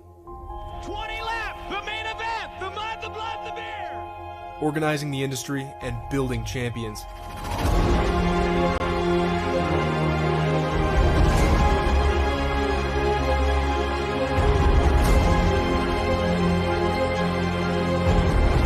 "100 years of defending your rights to ride into the future." Are you ready to rev up your race game? Look no further than Landers KTM, your ultimate trackside support. We offer top quality parts, gear, accessories, and more. Plus, enjoy free labor from our certified technicians to keep you on track. Join the passion with your local dealership right here to support all your racing needs. Our friendly staff is geared up and ready to take care of you. And don't miss out. Experience up to $500 savings on select KTM Stasics. Available in all sizes. So, what are you waiting for? Swing by Landers KTM today and let us fuel your racing dreams. Landers KTM, where your race begins.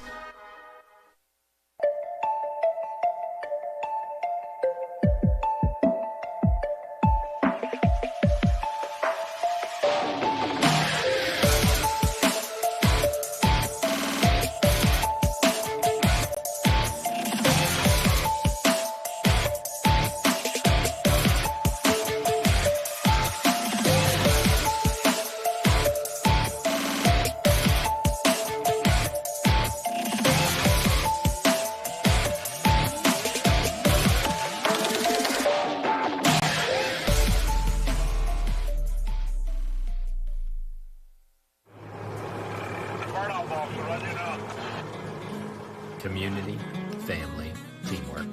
It's what we have stood on for over a decade. Hauling might be what we do at the surface, but it's much deeper than that. Because what you need matters. When you need a haul, give us a call at 724-852-4488. For 24 hours a day, 7 days a week, and 365 days a year, we at JD Enterprises are prepared to serve you. Progressive GNCC Racing is brought to you by Progressive. Progressive could save you hundreds of dollars on your automobile and motorcycle insurance. Specialized E-Turbo bicycles. It's you, only faster. RockyMountainATVMC.com. Get ready. And welcome back to GNCC Live. Mikey Wayne's here alongside Johnny Gallagher and Jackson Burrell. And I believe we've got a little feature from Friday night. And that features me. I'm the only one in the booth right now, so I will voice over my own birthday party. That's conceited. Thank you, guys. Thank you all so much. I just turned 40, and I got to have this is my very first surprise birthday party in 40 years. I had the VIP list was there. Johnny Gallagher made an appearance. Wifey Wayne's, thank God she made an appearance. And a shout out, I don't know who all was behind the planning of it, but I know Kayla Bolton played an enormous part, as well as my wife. And I'm grateful. I'm so grateful for the racing family and you guys, and That's my brothers right there. There's Stu Baylor. He's probably arguing with Carrie Joe about something, I have no doubt, Johnny. Good-natured ribbing back and forth between those two always. But, Mike, he wanted to celebrate you. Yeah, obviously a huge part of the GNCC racing family. And the Big 4-0, Jackson joining us back in the studio now. We had the discussion yesterday as to whether the official over-the-hill mark was 40 or 50. I'm sticking to 40. I think I'm well over the hill. Jackson says 50. So, in that case, what do you think, Jackson? Where are we at? That's just what everybody says. I guess 40 could be, depending on, what's your hill? I guess that's the real question. That's a good point. I mean, I'm hoping I see 50, so I may have been over the hill at 25. Who knows? No, I changed the lifestyle, so I sure as hell better see 50. My goodness. Jackson over here, he's still 19, so he 25. So I was thinking I was halfway to the hill. Apparently, I'm a lot farther than that. All right. Now I understand why Jackson's concerned about exactly where the top of the hill is. Because at 25, he's like, wait a minute, am I halfway there, or do I only have 15 years left? Jackson, we'll make it 50. We'll stick with that. So, Mikey, you're only 4/5 of the way to the top of the hill. I'm a little closer. And Jackson, you're halfway there, buddy. So we're going to keep calling this Racer TV action, and I think we may be calling a new leader. Caleb Russell leading the way, Liam Draper in the number 2 spot, Mike Witkowski in 3rd. Those 3 flying in formation. Where is, and you don't have to wait long, the big number 7 of Josh Strang is continuing to inch closer and closer to this front group, making a case for himself that maybe he should be racing one more year here in addition to team manager.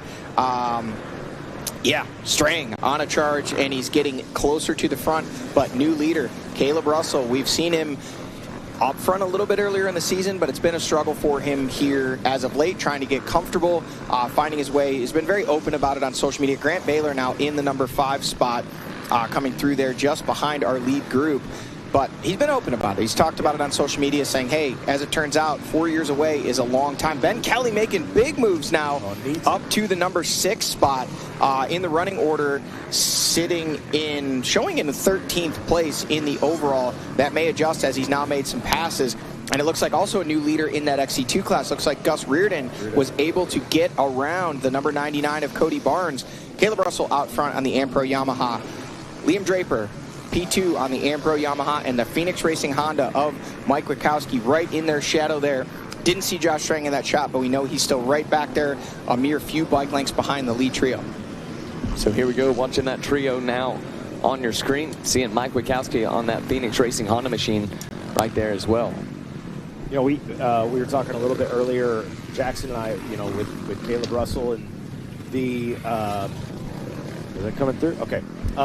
Just a lot of questions about, how well will he do in 2025? Been off of the machine for several years, moving to the Yamaha brand. So, yeah, some ups and downs this season. You alluded to it, Johnny. He's been very open about that. Matter of fact, earlier this season, I remember him telling me my good knee is actually my bad knee right now. So some speculation there on his side as well. My hat was off to him just for attempting it to begin with, regardless of where he ended up in the standings. But yeah, by Caleb Russell standards, he has not achieved, I don't think, what he believes he or knows he is capable of. No, but I think coming into the season, Caleb's expectations, a lot of people are kind of shaking their heads. He said, I'm coming back to win. I'm not coming back to compete. I'm not coming back to be a guy on the starting line. I want to win races. He wasn't necessarily talking about runs of dominance like he had in the past, but he believed he still had the stuff to run up front.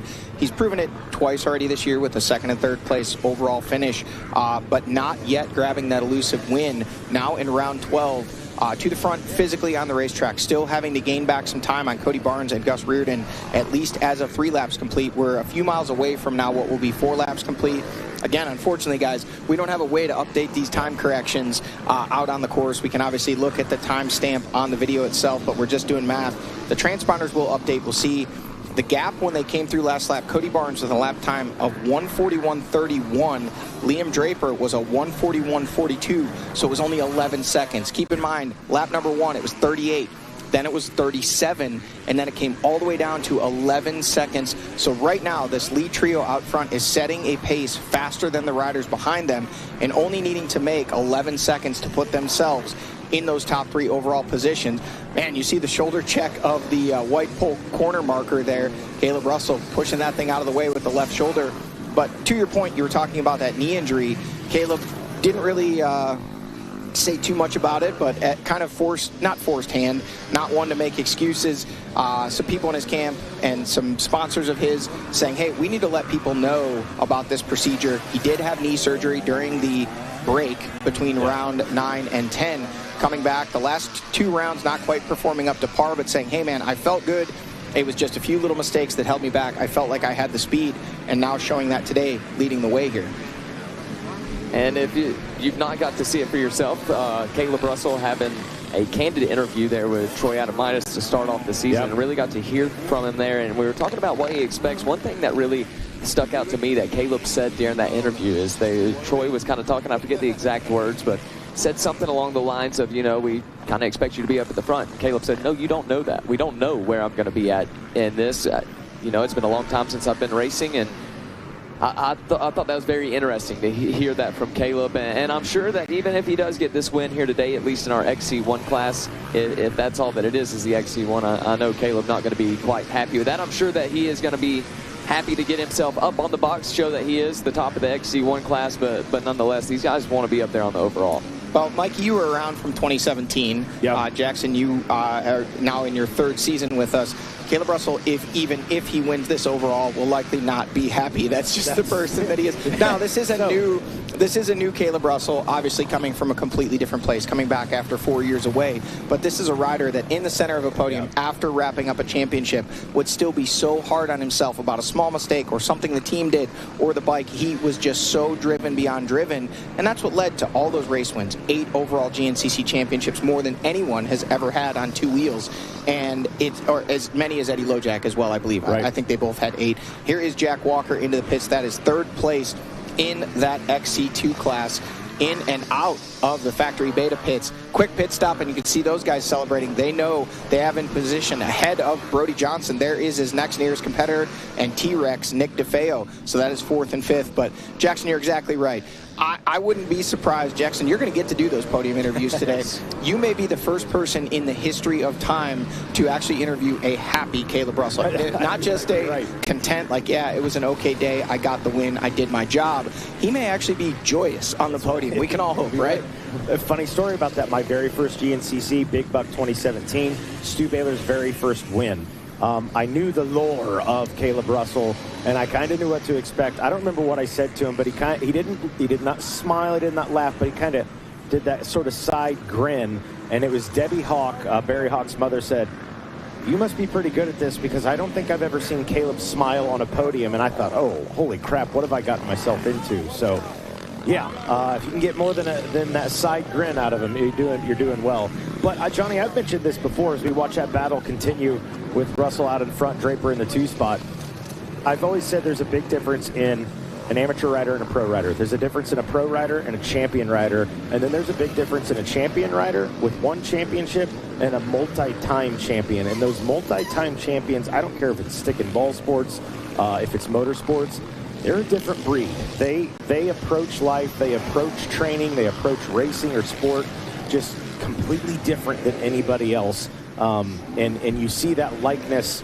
The way that Caleb Russell carries himself is the way that a guy like Michael Jordan or LeBron James or Tom Brady carries themselves, where us normal people are kind of like, oh, those guys are a little crazy, because they are by normal standards. Mike, you've heard me say this before. To be at that level in anything, whether it's business, athletics, whatever it may be, and this is my own personal opinion. I'm not speaking for Caleb or speaking of anyone else pointing a finger, but in my opinion, to be that singularly self-focused and focused on your career, your drive, your sport, your achievements, you have to be a bit of a broken human, because well-rounded humans are worried about everyone around them and wanting to make them happy and, just fit in and all those kind of things. And we see so many of these outstanding athletic performers and business CEOs that they're great people, but they are just driven beyond driven. They're so laser-focused on what they do that they push aside the rest of those things that we all think about on day-to-day terms, not in terms of, yes, they still contribute to their families and all that,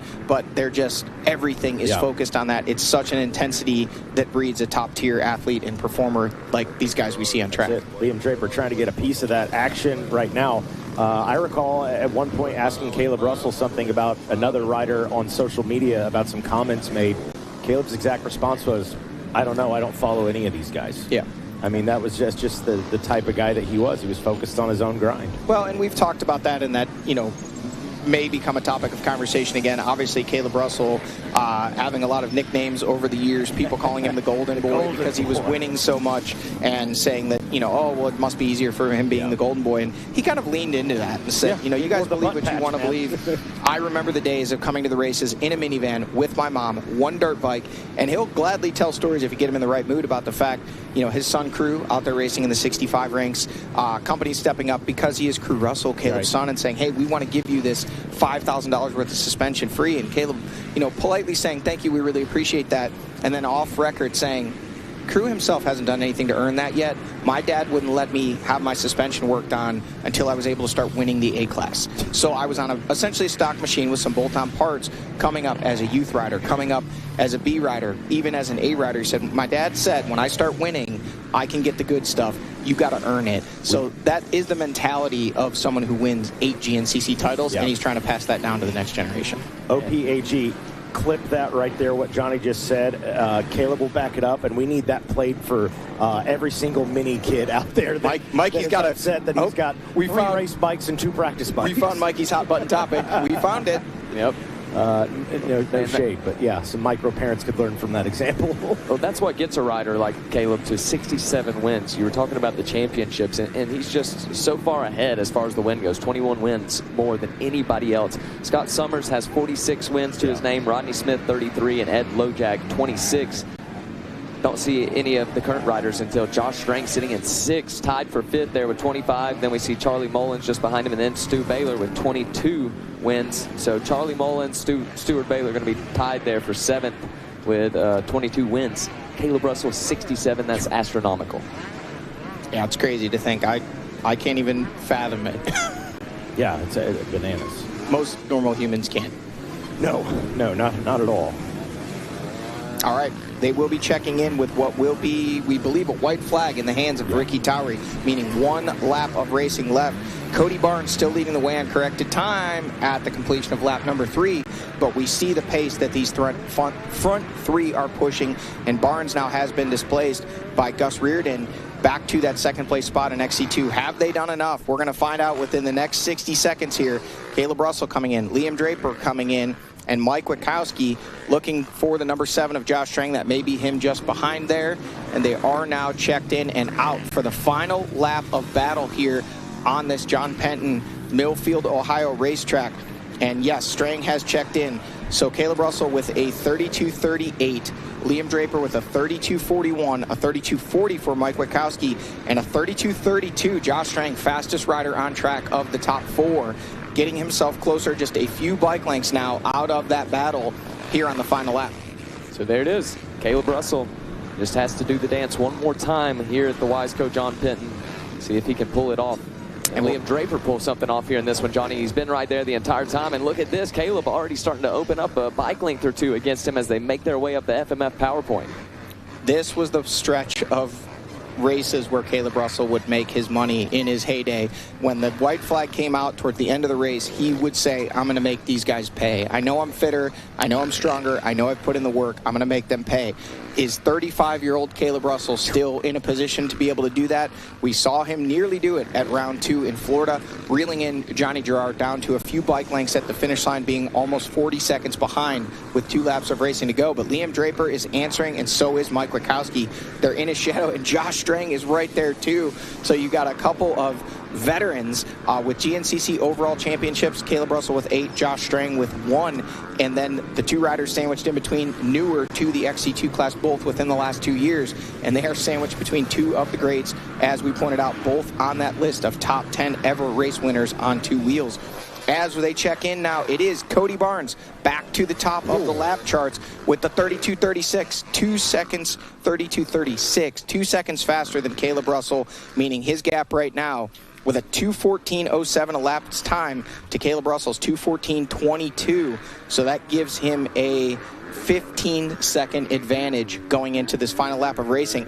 Cody Barnes on the table to potentially win his first ever GNCC overall, as well as his first XC2 win of this season, I do believe. We can check that, but I don't think he's notched a win yet here in 2025. I believe that is correct. So A big potential day for Cody Barnes, man. And we've interviewed and we've talked to Cody Barnes about that till I know he's sick of hearing it, of just kind of being in the shadows, and he knows he's capable of it. Maybe today is that day. Well, there it is.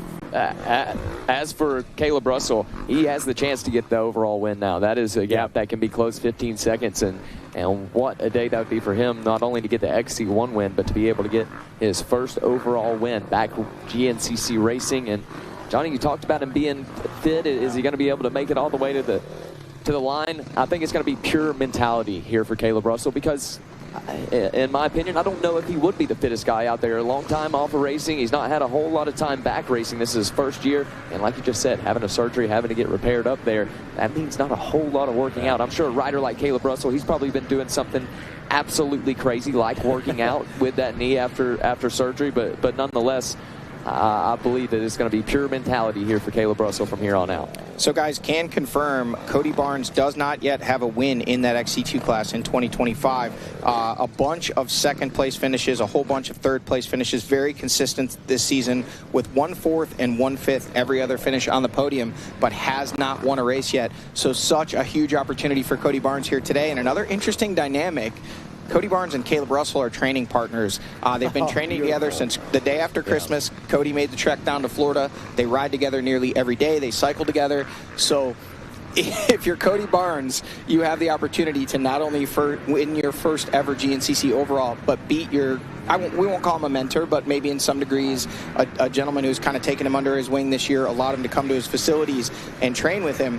And now we see the leaders on screen, some lap riders in the way, and they are doing the best they can to get out of the way. Caleb Russell around Liam Draper as well. And now this allows Josh Strang to get right to the rear wheel of Mike Witkowski. No gap whatsoever, not a few seconds, not a few bike lengths. We have 4 riders wheel to wheel battling for the physical lead. About 45 seconds behind is Cody Barnes on that number 99 Phoenix Racing Honda 990, according to scoring. 99 on the number plates you'll see coming. He is the leader in that XC2 class and overall leader with a 15-second gap. Now it's Grant Baylor coming by in the number 5 spot. A solid ride for him today. And Ben Kelly, we can't let this story get lost. This is the ride to potentially put himself back in position. Sitting in that 8th place spot overall, that would be 13 points, 20 down coming into today. That would mean a 7-point deficit for him to Grant Davis, a rider earlier today having a crash, being evaluated. We won't know until maybe a few days pass whether or not he will be able to come and compete at Ironman. But you got to believe with an overall championship on the line, he's going to do everything he can the next 2 weeks to make that happen. Guys, I don't know if we talked about it, but we did get word as we see now Gus Reardon coming by. We see Thad Duvall. We see Ricky Russell. Jackson, I believe you had an update on Johnny Gerard and a role, not the role he played, but he actually stepped up to help a fallen Grant Davis. Yeah, Johnny Gerard leaving the race, going all the way over the finish line to let everybody know that Grant was having some trouble and needed some help out there, so sacrificing his race. So a big shout out to Johnny Gerard for that one. And we pointed out on Racer TV when they came through the pits a couple laps ago that Johnny was well behind, thinking maybe he had had a setback, but that was actually his choice, we're being told. When he saw Grant Davis down, he stopped, checked on him, and decided he wanted to sacrifice his own day to make sure that Grant got help as quickly as possible. Now, and that speaks volumes about him and those 2 training partners as well, so friends off the track. Here is the battle over the final spot on the podium in XC2. That was Jack Walker has it, and Brody Johnson and Nick DeFeo right behind him, pretty much wheel to wheel. So we've got a 4-rider battle for the overall physical lead, and then we've got a 3-rider battle over that final podium position in XC2. So folks, don't tune out of Racer TV. This one is coming down to the wire and could be a huge day for a lot of riders, including, again, Ben Kelly, having a chance to earn back some incredibly important, valuable points in this 2025 championship chase. Yeah, and if you're Ben Kelly, obviously there's going to be speculation. The Monday morning bench racing by folks and saying, well, yeah, but what if, okay? You got to be able to finish the races, and very, very unfortunate thing happening to Grant Baylor. Our hope is he is back for Ironman, and we can sort this thing out there, mano a mano, man to man, racer to racer. But if you're Ben Kelly, you kind of put the blinders on right now. You get as many points as you can today, and you come out fighting at Ironman. Guys, quick update, getting some text messages here. It looks like we have if you're out listening, we have a missing Specialized e-bike. it looks like one of our photographers, we're hoping it's just a case of a mistaken e-bike. They obviously will have security at the gate checking, leaving, making sure you're leaving with the proper e-bike. So if you're on property and you may have picked up a desert blue Specialized Levo, please return that to rider registration or where you found it. No questions will be asked. Just make sure it gets back to its appropriate owner. There we go. All right, sitting here the mile 2 mark down in the creek bed. Already saw our top riders make their way through here, so not going to be long. We'll jump through to the next camera shot. Here we go now, taking a look at the Penton section. As we wait and watch for our leaders here, we're looking down at the 16th through 19th place in the overall running order. JoJo Cunningham still leading the way in that 258 class. Lane Whitmer in the number 2 spot. Gavin Simon third at Chase Landers fourth. 4 258 riders inside the top 20 overall. And looking at those gaps, it is a very, very close race. 1.5 seconds separating first from second, and then 1 second back to third and fourth. So we talk about these battles all over this racetrack right now. We've got battles for the overall lead. We've got battles for the podium in XC2, and we've got a 4-rider battle for that top amateur position with only 3 spots available on the podium, Jackson. If they want to come get interviewed, they're going to have to sort this one out. And I'm sure they'll do just that here in the next few minutes on these closing few sections of the race. Those 4, they've been glued together all race long for 2 hours and 23 minutes that we've been racing. Those 4 have been right there together, and seeing that all around the board, not seeing any big separation today like we see in some of our GNCC racing. This is some close action, especially there for that top spot. We've got the 2 Ampro riders, Caleb Russell, Liam Draper, right there together. Mike Wachowski, he's not out of this one either, on board that number 8 Phoenix Racing Honda machine. Thought that was the Yamaha we were looking for, not quite yet. Guys, another thing worth mentioning, as I'm looking, I was checking to see if Cody Barnes had won a race this year. We haven't talked about yet that XC2 title, which is not decided. Yeah. It had kind of been almost a foregone conclusion with a 50-point lead that Grant Davis had over Gus Reardon. But with Grant Davis leaving this race and Reardon and Barnes now staring down 30 points for whoever wins this race, that could potentially be a 20-point gap going into our final round at Ironman. And with not knowing the status of Grant Davis, now not only is the overall championship up for grabs, but that XC2 is now in question. If Grant Davis is unable to come back and compete or isn't at top form in the final round, that could really loom large. Yeah, and Reardon sitting right now in the 2nd place spot with points with 245, and then Barnes 243, so just 2 points separating those 2. Yeah, so whichever of those 2 ends up winning the race today, if one of them does win it, they will now jump themselves into that number 2 spot and be somewhere in the neighborhood of 20 to 18 points behind Grant Davis for that XC2 title. Johnny, that's a good opportunity. Obviously, some speculation as we watch this battle continue between Caleb Russell and Liam Draper, as well as Mike Wachowski back there, really starting to apply some pressure. But can you kind of explain, how do we have an XC1 champion? Oh, yeah, sure. Let me do it. Well, if you're not comfortable... No, I'll explain it. Happy to explain it. So the way that this works, let's watch this racing action on screen for 1 minute here. Caleb Russell now putting a few lapped riders between himself and Liam Draper, and those lappers look like they're doing battle themselves, but they are choosing to move out of the way and let Draper and Wachowski through. So there is your top 3 on screen. They've opened up just a few bike lengths. Wait a minute. That's Josh Strang in the number 3 spot. He has gotten around Wachowski, so from our Yamaha Racing live drone, couldn't quite zoom in enough to see, but I recognized Wachowski coming out of that corner. So Strang now up to 3rd and putting heavy pressure on Liam Draper for that number 2 spot. Change it up. They're going to be coming through here, so we'll talk about that whole XC1 title here in a minute, but they're on their way to the 4-mile marker. They're going to make this hill climb, but the way we'll lead up to that is by saying, folks, the GNCC rulebook is online. Everything is explained, how points are awarded, how championships are awarded. Some people don't seem to understand that, but Caleb Russell on screen in the number 1 spot, leading the way in the XC1 class, and 2nd place in the overall with Cody Barnes lurking back there. But Strang has made the pass, confirmed, and Wachowski looking a little squirrely up there, trying to give chase and get closer to Strang, get himself back into that podium battle.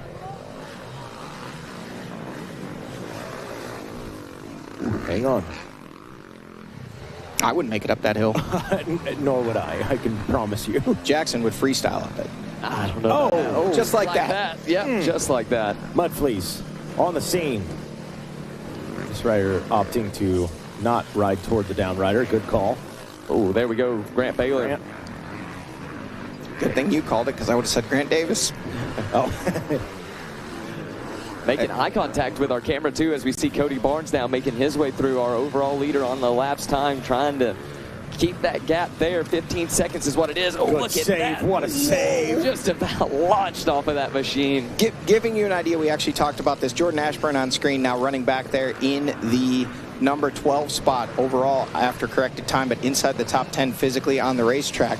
Interesting to point out, there is second place in XC2, so now Cody Barnes has opened up quite a lead. Ricky Russell. Lane Michael actually riding this section of racetrack on Friday, our course official, going out there, checking out the course, checking the last minute markings, making sure everything's good to go as we watch Stu Baylor come through here. Saying he's under the weather, but still riding well in that 13th place spot overall, digging deep, and then just behind him, Thad Duvall in 14th overall out of that XC1 class. Lane Michael, very accomplished rider. Oh, this is where it happened. Yes, this was the section. He said he came up, wheelied up this first ledge, first hill, got to the second ledge, and he claims the sun was in his eyes. But long story short, he misjudged the top ledge and loop out Larry'd his chase machine, or his track preview machine, ripping the rear fender off and having to make some modifications. Here's the battle over the final podium position, and it looks like T-Rex, Nick DeFeo, still putting pressure on Brody Johnson. Did we see Jack Walker there? I sure didn't. No? I don't think so. So that may now be third and fourth, so it may only be two riders. We'll wait until our next camera shot to make sure we didn't miss the 719 of Jack Walker there, as we were talking about Lane Michael wheeling over backwards, snapping off the fender, or removing the fender. He said he did the rear fender delete mod, was able to get that fender put back on. And now it looks like we've got some more riders coming through. That is not Jack Walker there. That's one of our A-class riders. Feet off the pegs. But that just shows how challenging this section of racetrack was. And now that it's chewed up and we have all these exposed routes, it's only getting more and more difficult. Yeah, these riders doing whatever they can. The feet off the pegs, he didn't have any time to put them back on the pegs. It was full steam ahead to get up this hill. And if it looks this steep on Racer TV, you can only imagine what it looks like in person. That one section there that the riders were wheeling up, I'm sure in person looks probably inverted backwards. Folks, we spend a lot of time here on Racer TV hyping up things and making you excited at home, because here at the track, it's so exciting. Today, all we have to do is run the camera, because the excitement is bringing itself. Obviously, we have a potential first-time overall winner here on the final lap of racing with a 15-second advantage. Cody Barnes leading the way on that Phoenix Racing Honda in the XC2 class and in the overall. Caleb Russell needing to make up that 15 seconds to potentially put himself one more win. 67 wins already in GNCC racing. Has not won a race since retiring at the end of the 2021 season. 4 years away from GNCC racing. And then we have the whole mix-up of the overall championship. That is Jack Walker right there. So it definitely was Jack Walker has fallen out of that battle for third place in the XC2 class. But so many storylines. We've got battles for the overall amateur. The hype is bringing itself today, folks. It absolutely has. We are going to get a probably one more commercial break, and then we'll come back for the conclusion of this race. And it has had everything. The highs and lows of GNCC have been on display to the full force here today. It is Caleb Russell physically leading this race out in front of teammate Liam Draper, Josh Strang in the mix, Mike Wachowski still in the hunt, but the man Cody Barnes on adjusted time on that Phoenix Racing Honda, trying to hang on for an overall win. Can he make it happen? And of course, Angus Reardon having some tough times. We'll see if he can get back in the fight. All eyes on the John Penton GNCC here this weekend, and we are about to tie a bow on this one. We'll be right back after this. Everywhere but the seat. The seat is leather. Alan, we get it. You love your bike. We do too. That's why we're America's #1 motorcycle insurer. But do you have to wedge it into everything? What? I don't do that. This reminds me of my bike. The Wolf was about the size of my new motorcycle. Have you seen it, by the way? Happy birthday, Grandma! Really? Look how the brushstrokes follow the line of the gas tank. Hey! Hey! Brought my +1. Jamie.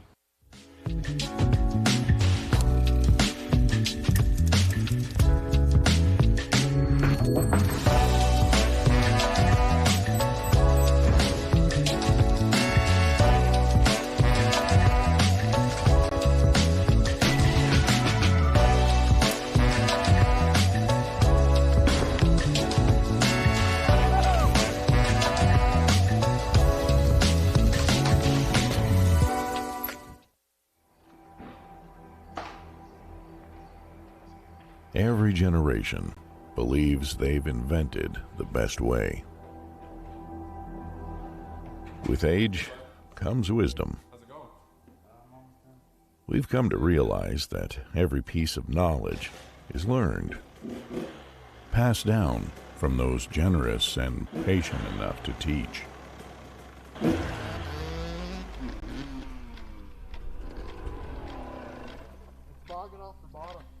Let's take a look. Legacy. It's not about leaving something behind to be remembered by. It's realizing that the future lies within the next generation. Let's call it a night. All right. The nature of true progress is humbly building something bigger than yourself. Rocky Mountain ATV MC. This is our legacy.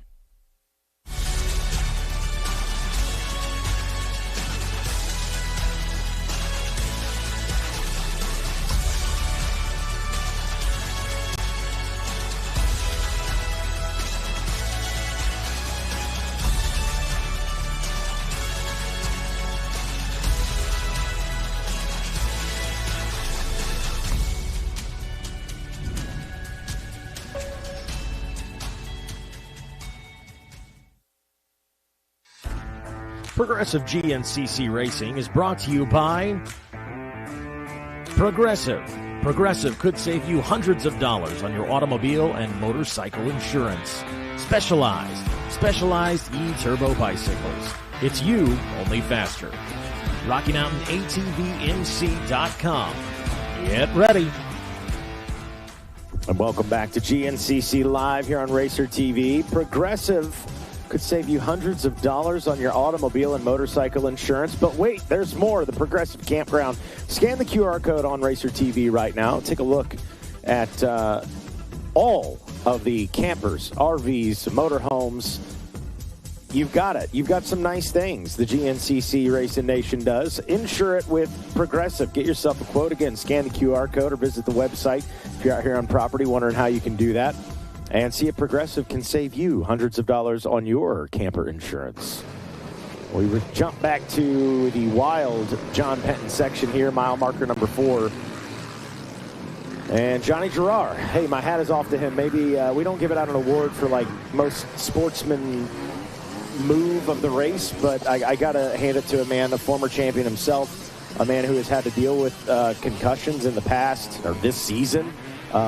He was the one who ran to our officials and said, hey, Grant Davis is down and he needs some help. So sacrificing his day, very commendable. And honestly, Mikey, it happens more than you'd believe. I can't tell you the number of times during my years of racing that, you know, you'd have a big crash and a rider, you might stop just for a moment to check on them and try to get a verbal cue as to just how injured they may or may not be. Leaders on screen, Caleb Russell leading the way. There's Liam Draper in the number 2 spot. Josh Strang in 3rd. They've opened up a few bike lengths. Now Mike Witkowski back to the rear wheel of Strang, trying to fight for one of those 3 available podium positions. All 4 of those guys still very much in the race here at the 5-mile marker.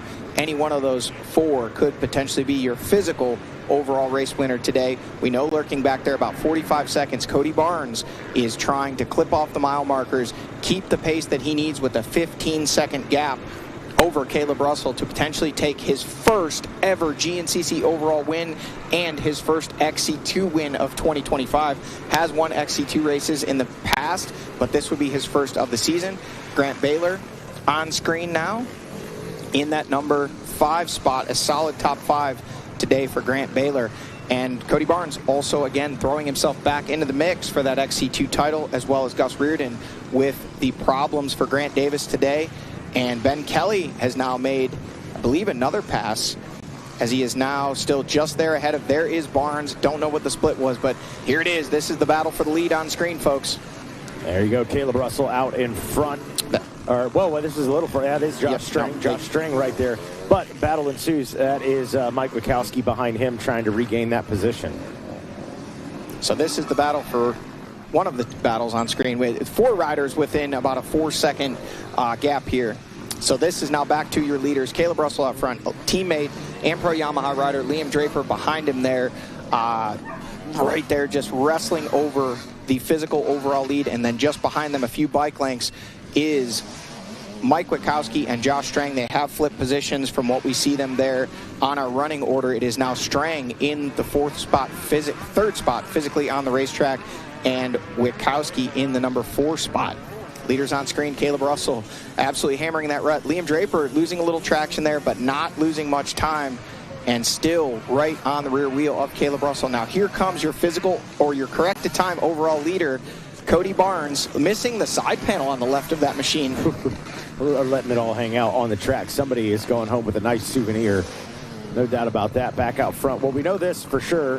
Whether it is Caleb Russell leading right now or the 198 of Liam Draper, if they check in or when they check into that finish line here in just under 10 minutes, they're going to be listed as your overall leader. We'll have to wait on Cody Barnes to check in to see where he's at as Liam Draper gets hung up by a lapper for a moment. Interesting here, we see Ben Kelly dropping down to the 8th place spot in the running order. On the overall, he was 7th last lap, so that would be 1 less point, so it would be 13 points if they finish the way they're listed on the left side of the screen. 13 points would make it a 7-point deficit for him to Grant Davis, who is not scoring any points here today, meaning it will be settled at the Ironman GNCC in just 2 weeks' time. We'll obviously have to wait a few days for the update on Grant Davis and exactly the extent of the injuries he sustained in his crash, but we were told he was alert and talking, and they did not think, at least originally, anything broken, just a very hard crash, hit to the head, and leaving the race for the day today. Just knowing, we don't know the conversation Grant had with medics, with team, but I have to think if Grant even had an ounce in him that he thought he could go back out there, I'm sure he was demanding it, and thankfully the medics, the team, said otherwise for him, making that decision for Grant. Interesting observation there. The drink hose of Caleb Russell has come detached from his fanny pack there, the waist fanny pack that carries the hydration system, so no water for him there. Liam Draper running that same system, you can see, so that could loom large here late in the race. Does Caleb Russell have enough hydration and enough energy to hold this one to the finish line, and can he claw back valuable seconds on his training partner, Cody Barnes? 15 seconds is the advantage for Barnes at the completion of lap number 4. Now in the final lap of racing, with just a few miles remaining, these guys absolutely letting it all hang out. We jump back. We just saw Ben Kelly out in front of Cody Barnes right here. Those two continuing to battle, and Barnes trying to continue that pace. As we know for a fact, Caleb Russell and Liam Draper have wicked it up out front, but they still need to overcome that time adjustment. Mikey, you got to wonder or speculate what is going through Cody Barnes' mind right now. I'll give you my perception of it. I don't want to scream into the microphone, but it's a high-pitched, but a scream version. I don't want to do that to the viewers at home. Just trying to get this thing done. Yeah. This has been a dream of his for so long. A young rider out of Illinois, traveling just part-time, ran a few youth races, then stepping up, running the 250A class, getting a little bit of support, riding for the Beta team years ago. He's bounced around, been with a few different teams, been with that Phoenix Honda racing team the last couple years, putting in some stellar results for them, and potentially today in position to maybe win his first ever overall. And with a pretty sizable gap right now over Angus Reardon, looking like it is about 18 seconds as they came through the previous lap, in position to maybe notch not only an XC2 win, but his first ever career overall win as well. Stuff the dreams are made of. That's absolutely correct, and we can put it to rest finally if Cody's able to hang on for this. All those questions about, when is it going to be your turn? We've seen a few guys now from the XC2 grabbing that overall win. Cody Barnes has been that guy right on the cusp of just not quite able to make it happen. Maybe we put that to rest for him today. I know he would be stoked. Whoever thought we would be saying that, though, can you really call it a monkey off the back as the XC2 guy to get an overall win? But over the last couple of years, that's kind of where the bar's been set. Yeah, absolutely. I mean, you got to look at it. Grant Davis has an overall win, Nick DeFeo, Josh Toth. So 3 of our current, Josh Toth not with us, having an injury a few weeks ago at another series. But look at that inside line for Liam Draper, getting a little closer to Caleb Russell there. Still not quite to the rear wheel, but they've opened up just a little bit of distance over Josh Strang in the number 3 spot, and also Mike Witkowski in the number 4 spot. But Cody Barnes playing with house money, that 15-second advantage on corrected time coming into the final lap of racing. Folks, now's the time we do the obligatory disclaimer. We will have riders crossing the finish line in just a few minutes. We will have to wait to declare an overall winner. Caleb Russell leading the way, Liam Draper just behind him, and just out of camera shot, we have another battle going on with Josh Strang and Mike Witkowski. Any four of those, even if they are the first rider to cross the line, we will have to wait until those XC2 guys come across the line before we can determine our overall winner and podium positions. When we take a look at the all-time wins list, this is a question that was raised to me on social media and my DMs. Hey, Caleb Russell, this will be win number 68. That's only overall wins, correct, Johnny? Or correct. Is No, those are overall wins. Overall wins. So if he hangs on for the win, gets the overall, yes, win number 68. If it is just an XC1 win, would not count on that all-time wins record. You know that's in the back of his mind, but at this point, the journey he's been on this year, and after 4 years away from racing, coming back, seemingly throwing himself right into the mix at round number 2 already, battling Johnny Gerard for the win, coming up just a few bike lengths short. A few weeks later, at our Tennessee round, 3rd overall, battling for the win throughout much of the race. Grant Davis taking that overall win. Johnny Gerard, no, it wasn't Johnny. Johnny didn't race that one. It might have been Jordan Ashburn, possibly. Or no, it was Ben Kelly that won XC1 race, 2nd overall. Caleb Russell in 3rd. There's so many races going on. We try to keep them all straight.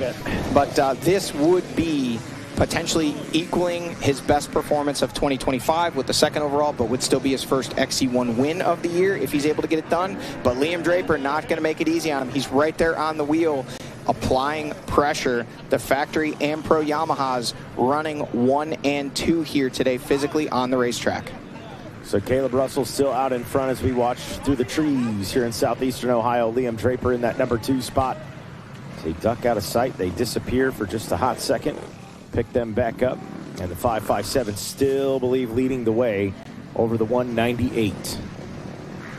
And again, Josh Strang trying to put that Beta back up on the XC1 podium yet again this season. Certainly making his case, as we talked about earlier, for that 20th season, which would be next year for him. And what a ride for Mike Witkowski as well. You know, still very much in the mix for that XC1 and potentially an overall podium. We'll see how that shakes out, but definitely the best ride we've seen out of him in the last couple of rounds. So we are down to just a couple of minutes, I believe, maybe less than that now. Yeah, just under the 2-minute mark before these guys check into the finish line, where Ricky Towery will be standing by with that checkered flag. I think 2 Scoops is still down there, so guys, you've probably got some time to get you some ice cream and watch the finish of this race. Mike, you have a confession to make. I've never had a 2 Scoops. I think I'm going to have to go down there to the podium. Today should be the day, bro. It's second to none. So if there's a line, I would like to request someone near the front of the line. I'm happy to pay you back. Venmo, cash, I got it all. I would like a butter pecan if they have it, please. Yeah. It's my birthday weekend, so I want someone to buy mine. I'll take a chocolate I got shake. Mikey's too. All right, perfect. Chocolate shake and butter pecan. There we see, looked like Braden Baisley on the side of the track, one of our 4-stroke A-Lights riders, looking like he departed the race early, sitting there on the e-bike. Did hear he had some mechanical issues earlier in the race. Watching his, also another training partner of Caleb Russell and Cody Barnes, so a little extra interest in this race. Win-win for him either way. Or if Liam Draper makes the pass, maybe he'll have a 2nd and 3rd overall. We'll see how it shakes out, but this is it, folks. Coming to the final woods section. Does look like it is still Russell out front and Draper in the number 2 spot. We won't see them again until they emerge the final corner. Strang still holding on to the final podium position. Mike Witkowski just inches behind in the number 4 spot. We're going to have to wait and watch, folks. This one is exciting. Stay glued to your television. Just about 30 seconds until they come out into this finish line chicane and a checkered flag in the hands of Ricky Towery, Mikey. Here we go. We wait, and the 557 leading the way, as we've seen him do so many times over the last decade plus. We'll see if Caleb Russell is able to hang on for, at the very least, an XC1 win, possibly an overall win. And Cody Barnes, we got to just play the hurry up and wait game to see when he checks in, if he's able to hang on for the overall win here. And there is the 557 of Caleb Russell out in front. So we know this for sure. Caleb Russell will take the checkered flag. First place in the XC1 as he hits that rev limiter, and Liam Draper checks in the number 2 spot. And look at the battle. Josh Strang holding on for that final podium position in XC1. Just a knobby tire. That is the happiest Caleb Russell I've ever seen. No, he's not. There's no smile. There's no smile. But we saw the shoulders drop. It was almost like you could see the 50,000-pound weight lifted off his chest. Has it been enough? We have to wait for Cody Barnes to check in, our XC2 race leader. Gus Reardon lurking back there as well. Where will this shake out in the overall? We actually can see Jade Barnes, Cody's wife, back there with the camera. She's waiting to snap the picture. Will it be a picture of an overall podium? Will it be the picture of an overall win? Just an XC2 win? We're going to find out here in just a few seconds. Grant Baylor coming through in the number 5 spot. There is Ben Kelly, and here he comes. Cody Barnes on the number 99 machine, Mikey. Refresh, refresh, refresh. Will it be enough? 15 seconds was the gap coming in to the final lap of racing. I think they check in and got it. No! Caleb Russell, the overall winner. Liam Draper second, and Cody Barnes rounds out your overall podium in the 3rd place position.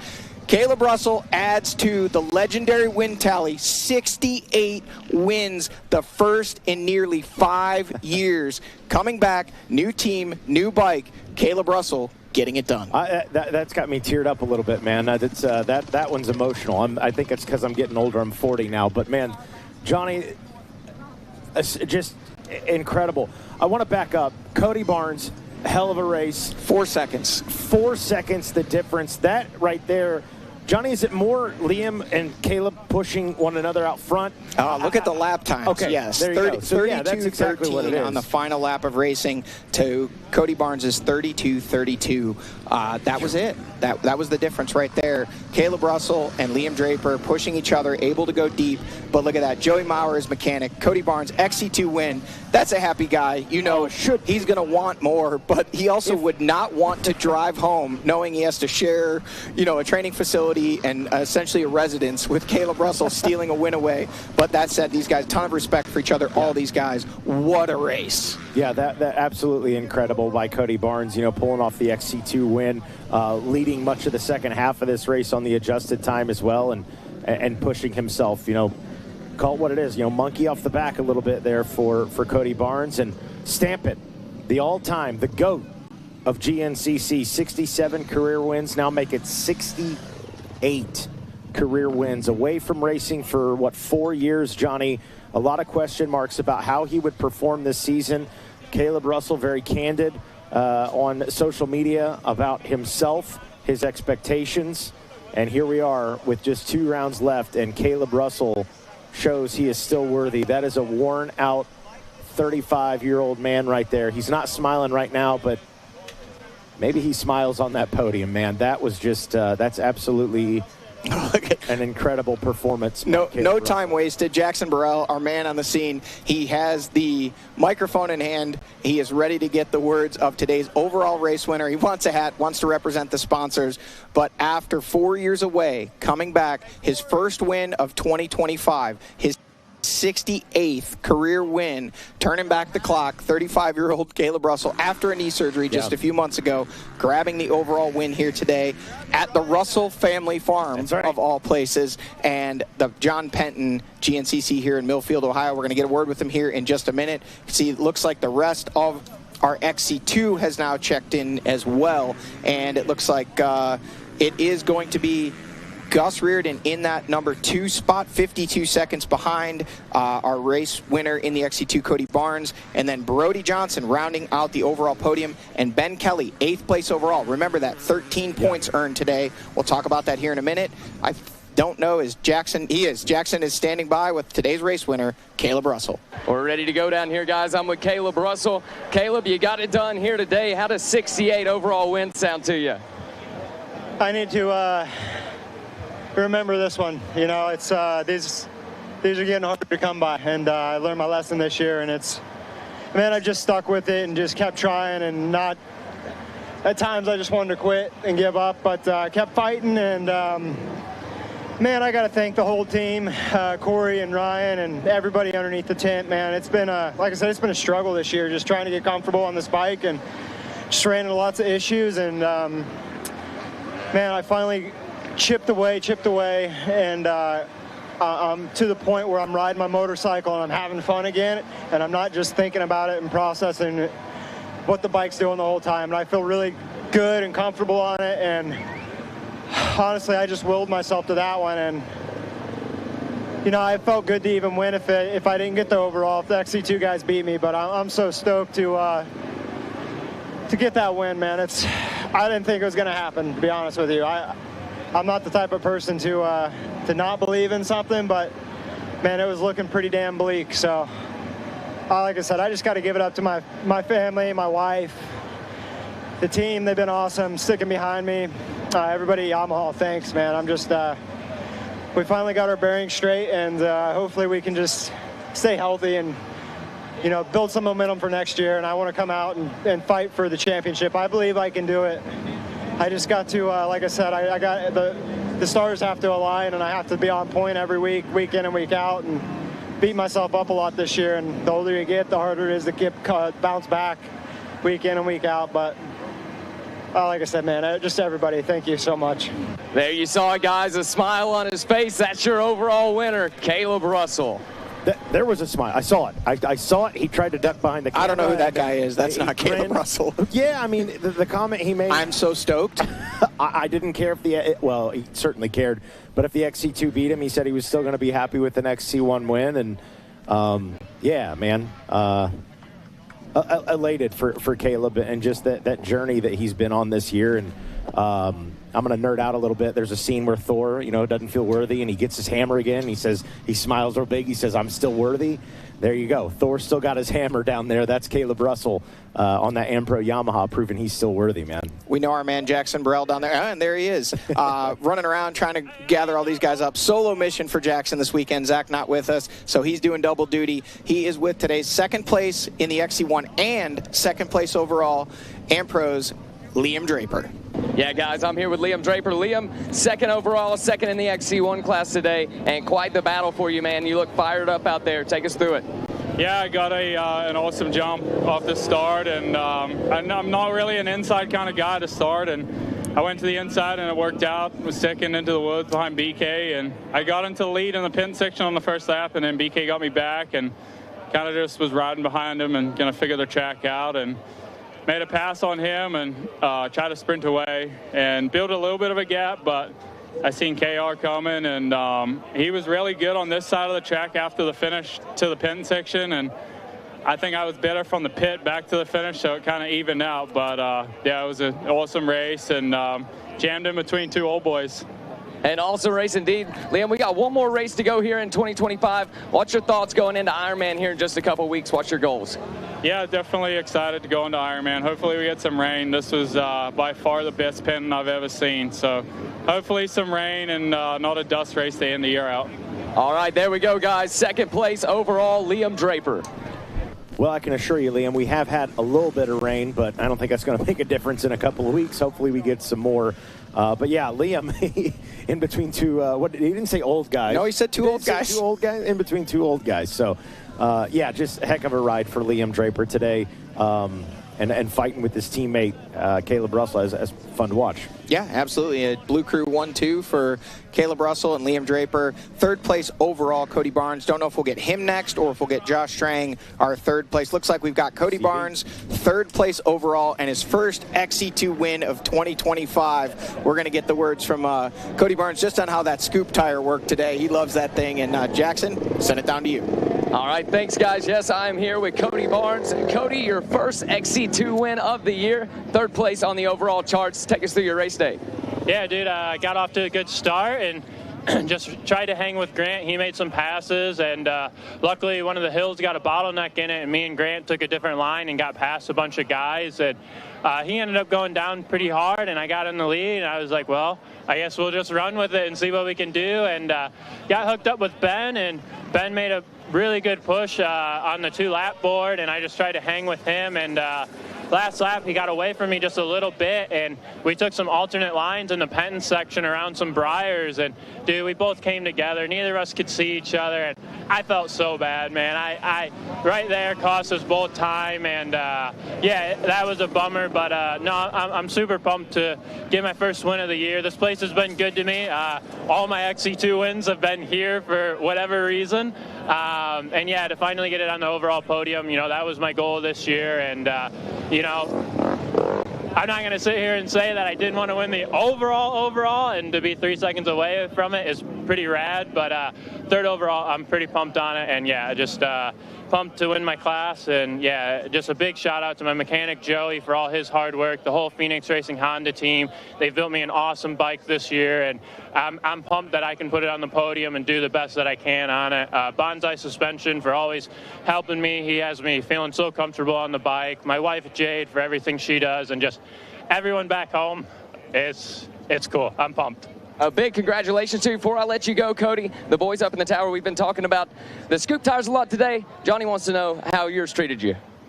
Haters gonna hate, Johnny. Haters gonna hate. No, I think it was the best tire out there. I seriously, it worked awesome. And for the 250, I selected it that way. You know, in the Penton, there were some pretty big hills, and yeah, I needed all the traction I could get up them. So yeah, no, it was great. It was awesome. Worked pretty well for you. That's Cody Barnes, your third place overall, everybody. Well, you know, Mikey, what they say, the proof is in the pudding. The top 3 overall, Caleb Russell, Liam Draper, Cody Barnes. I didn't see Josh Strang. I saw him on the starting line, but I can't say for sure if he did or didn't. But the top 3 overall, all on that scoop tire. So we'll keep that fodder going as we go into the next round.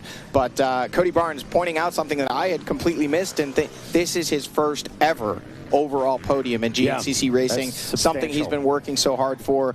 What a great story it would have been for the first one to be a win, but like he said, 3 seconds away from a win, 3 and change. That is an amazing ride for Cody Barnes, winning that XC2 class, also bringing himself now only 18 points behind Grant Davis as we go into our final round of racing for potentially earning that XC2 championship for 2025.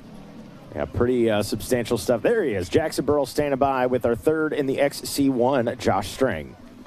Yeah, guys, I'm here with Josh Strang, third in the XC1 class, fourth on the overall charts today. Josh, I heard you say in the pre-race report a couple races ago you wouldn't push it like the young guys do. That doesn't seem to be the case for you, man. Take us through today. Yeah, that was a one spot about a mile from the finish. I overshot and about hit a massive old tree. So, yeah, I pushed it a little hard today, but I felt good. I felt comfortable for the most part, and there was a gap there with like 2 laps to go, and I was able to catch up to the 3 in front. And the last lap in the Penton section, for some reason, there was a big log that we were going over at the start of the race, and the last 2 laps, I saw that the boys were going high and right, and I just went over the main line again and passed Mike there, and was able to catch Liam and Caleb a little bit, but they put on a charge there maybe like the last couple of miles, and they gapped me back out. And I mean, I'm third place XC1 class. I mean, I'm stoked, and Cody got me by a few seconds, I think.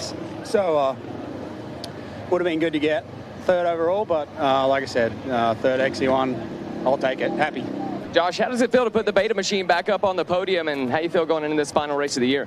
Yeah, it's good. You know, the last race at Beckley was quite dusty, so got a good start, and I was able to maintain and just kind of sit in that position. It was hard for people to catch up and pass, but today is a different story, no dust, and I really feel like I had the speed, the front runner speed today, and to get the beta back up on the box again is, you know, that's what I'm here for.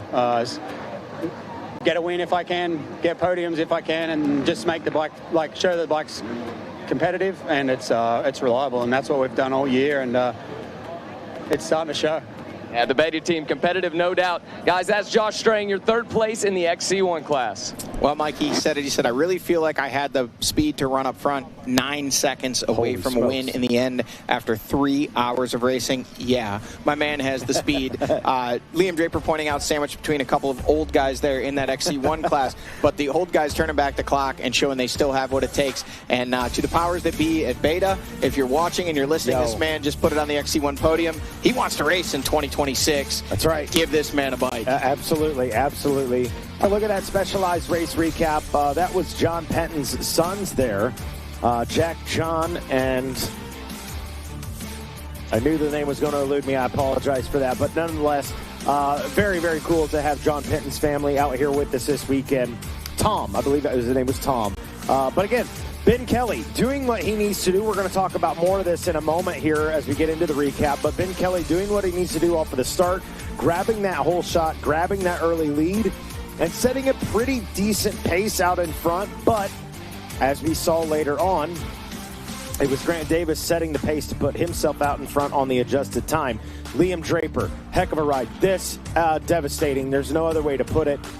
Grant Davis going down, suffering an injury. Man, that was a shot.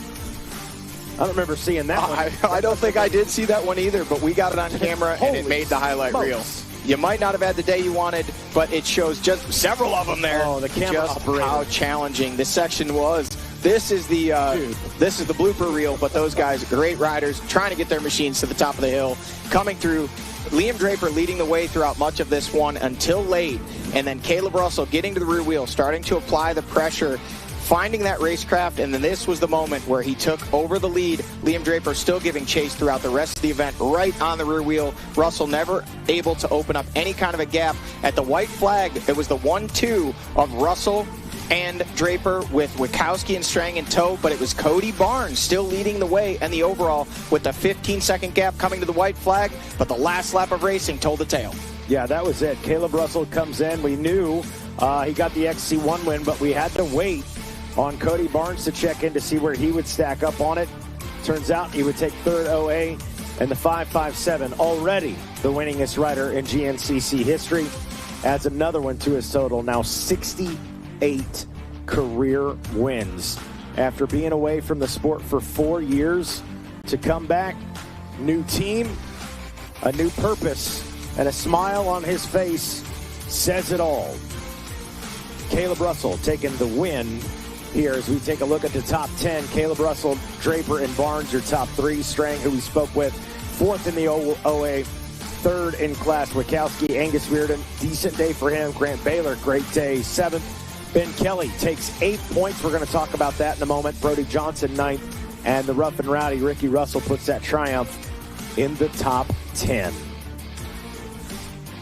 Well, Johnny, he's celebrating. No, I text messages. People texting and asking, is this real? Did it happen? It did. I promise. It did. We saw it live on Racer TV. Well, before we jump in and we kind of do our, what's a big takeaway, yada, yada, we're reluctant not to talk about Ben Kelly and the finish that he has, gains 13 points. So now a 7-point differential between him and Grant Baylor, or excuse me, now I'm doing it. Grant Davis, who we hope, we pray, will be there at Ironman, and we can do this mano-a-mano between them. Yeah, I mean, a big shakeup today. That is racing.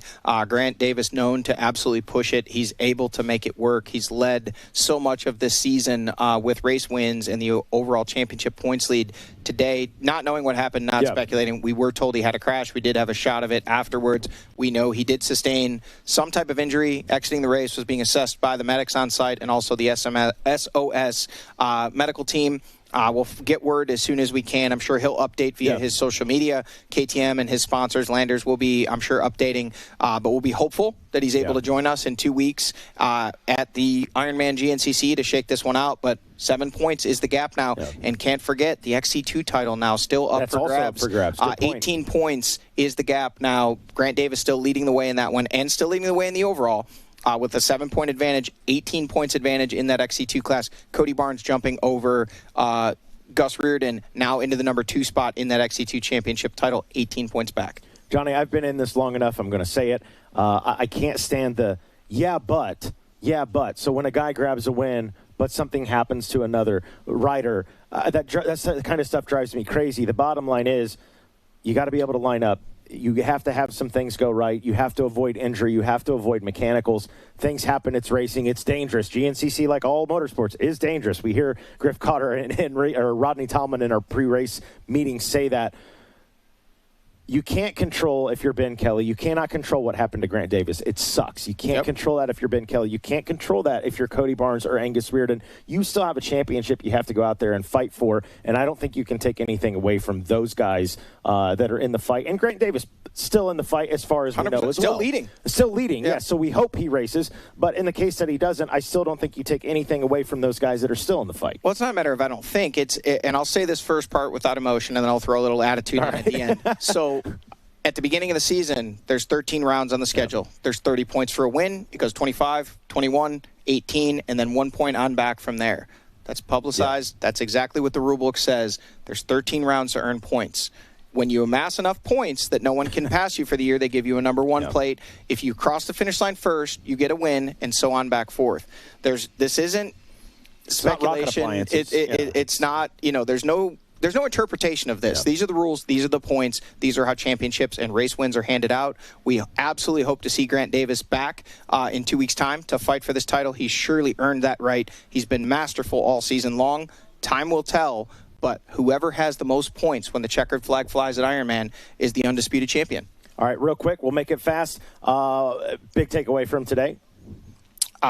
Crazy racing. Absolutely crazy racing. And as much as so many people thought it was going to be easy for Caleb Russell to come right back in and pick up where he left off, it took 12 rounds for him to get it done and finally get an overall win.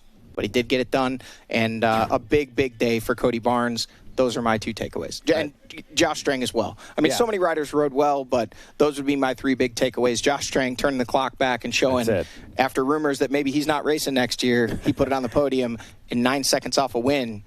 Get that man a bike. Yeah, get the man a bike. I agree with that. I'll double down on all of those. And, we watched for many years. If you've watched GNCC in the last 10 years plus, you've seen the great things that Caleb Russell has done. We many times called him the GOAT of our sport. And I think he proved that. I challenge anybody, motorsports, ball and stick, walk away from a professional career for 4 years, come back and try to be even remotely relevant. So to grab an overall win, GOAT, my hat is off to you, Caleb Russell. Heck of a day. So that is going to wrap things up. We got more GNCC coming up later this month. We go to the season finale. An XC2 title is up for grabs. An overall title is up for grabs on Sunday. We've got Pro ATV racing, national numbers yet to be decided. Everybody wants to close out with momentum, so tune in for those October 25th and 26th to close out a season of GNCC.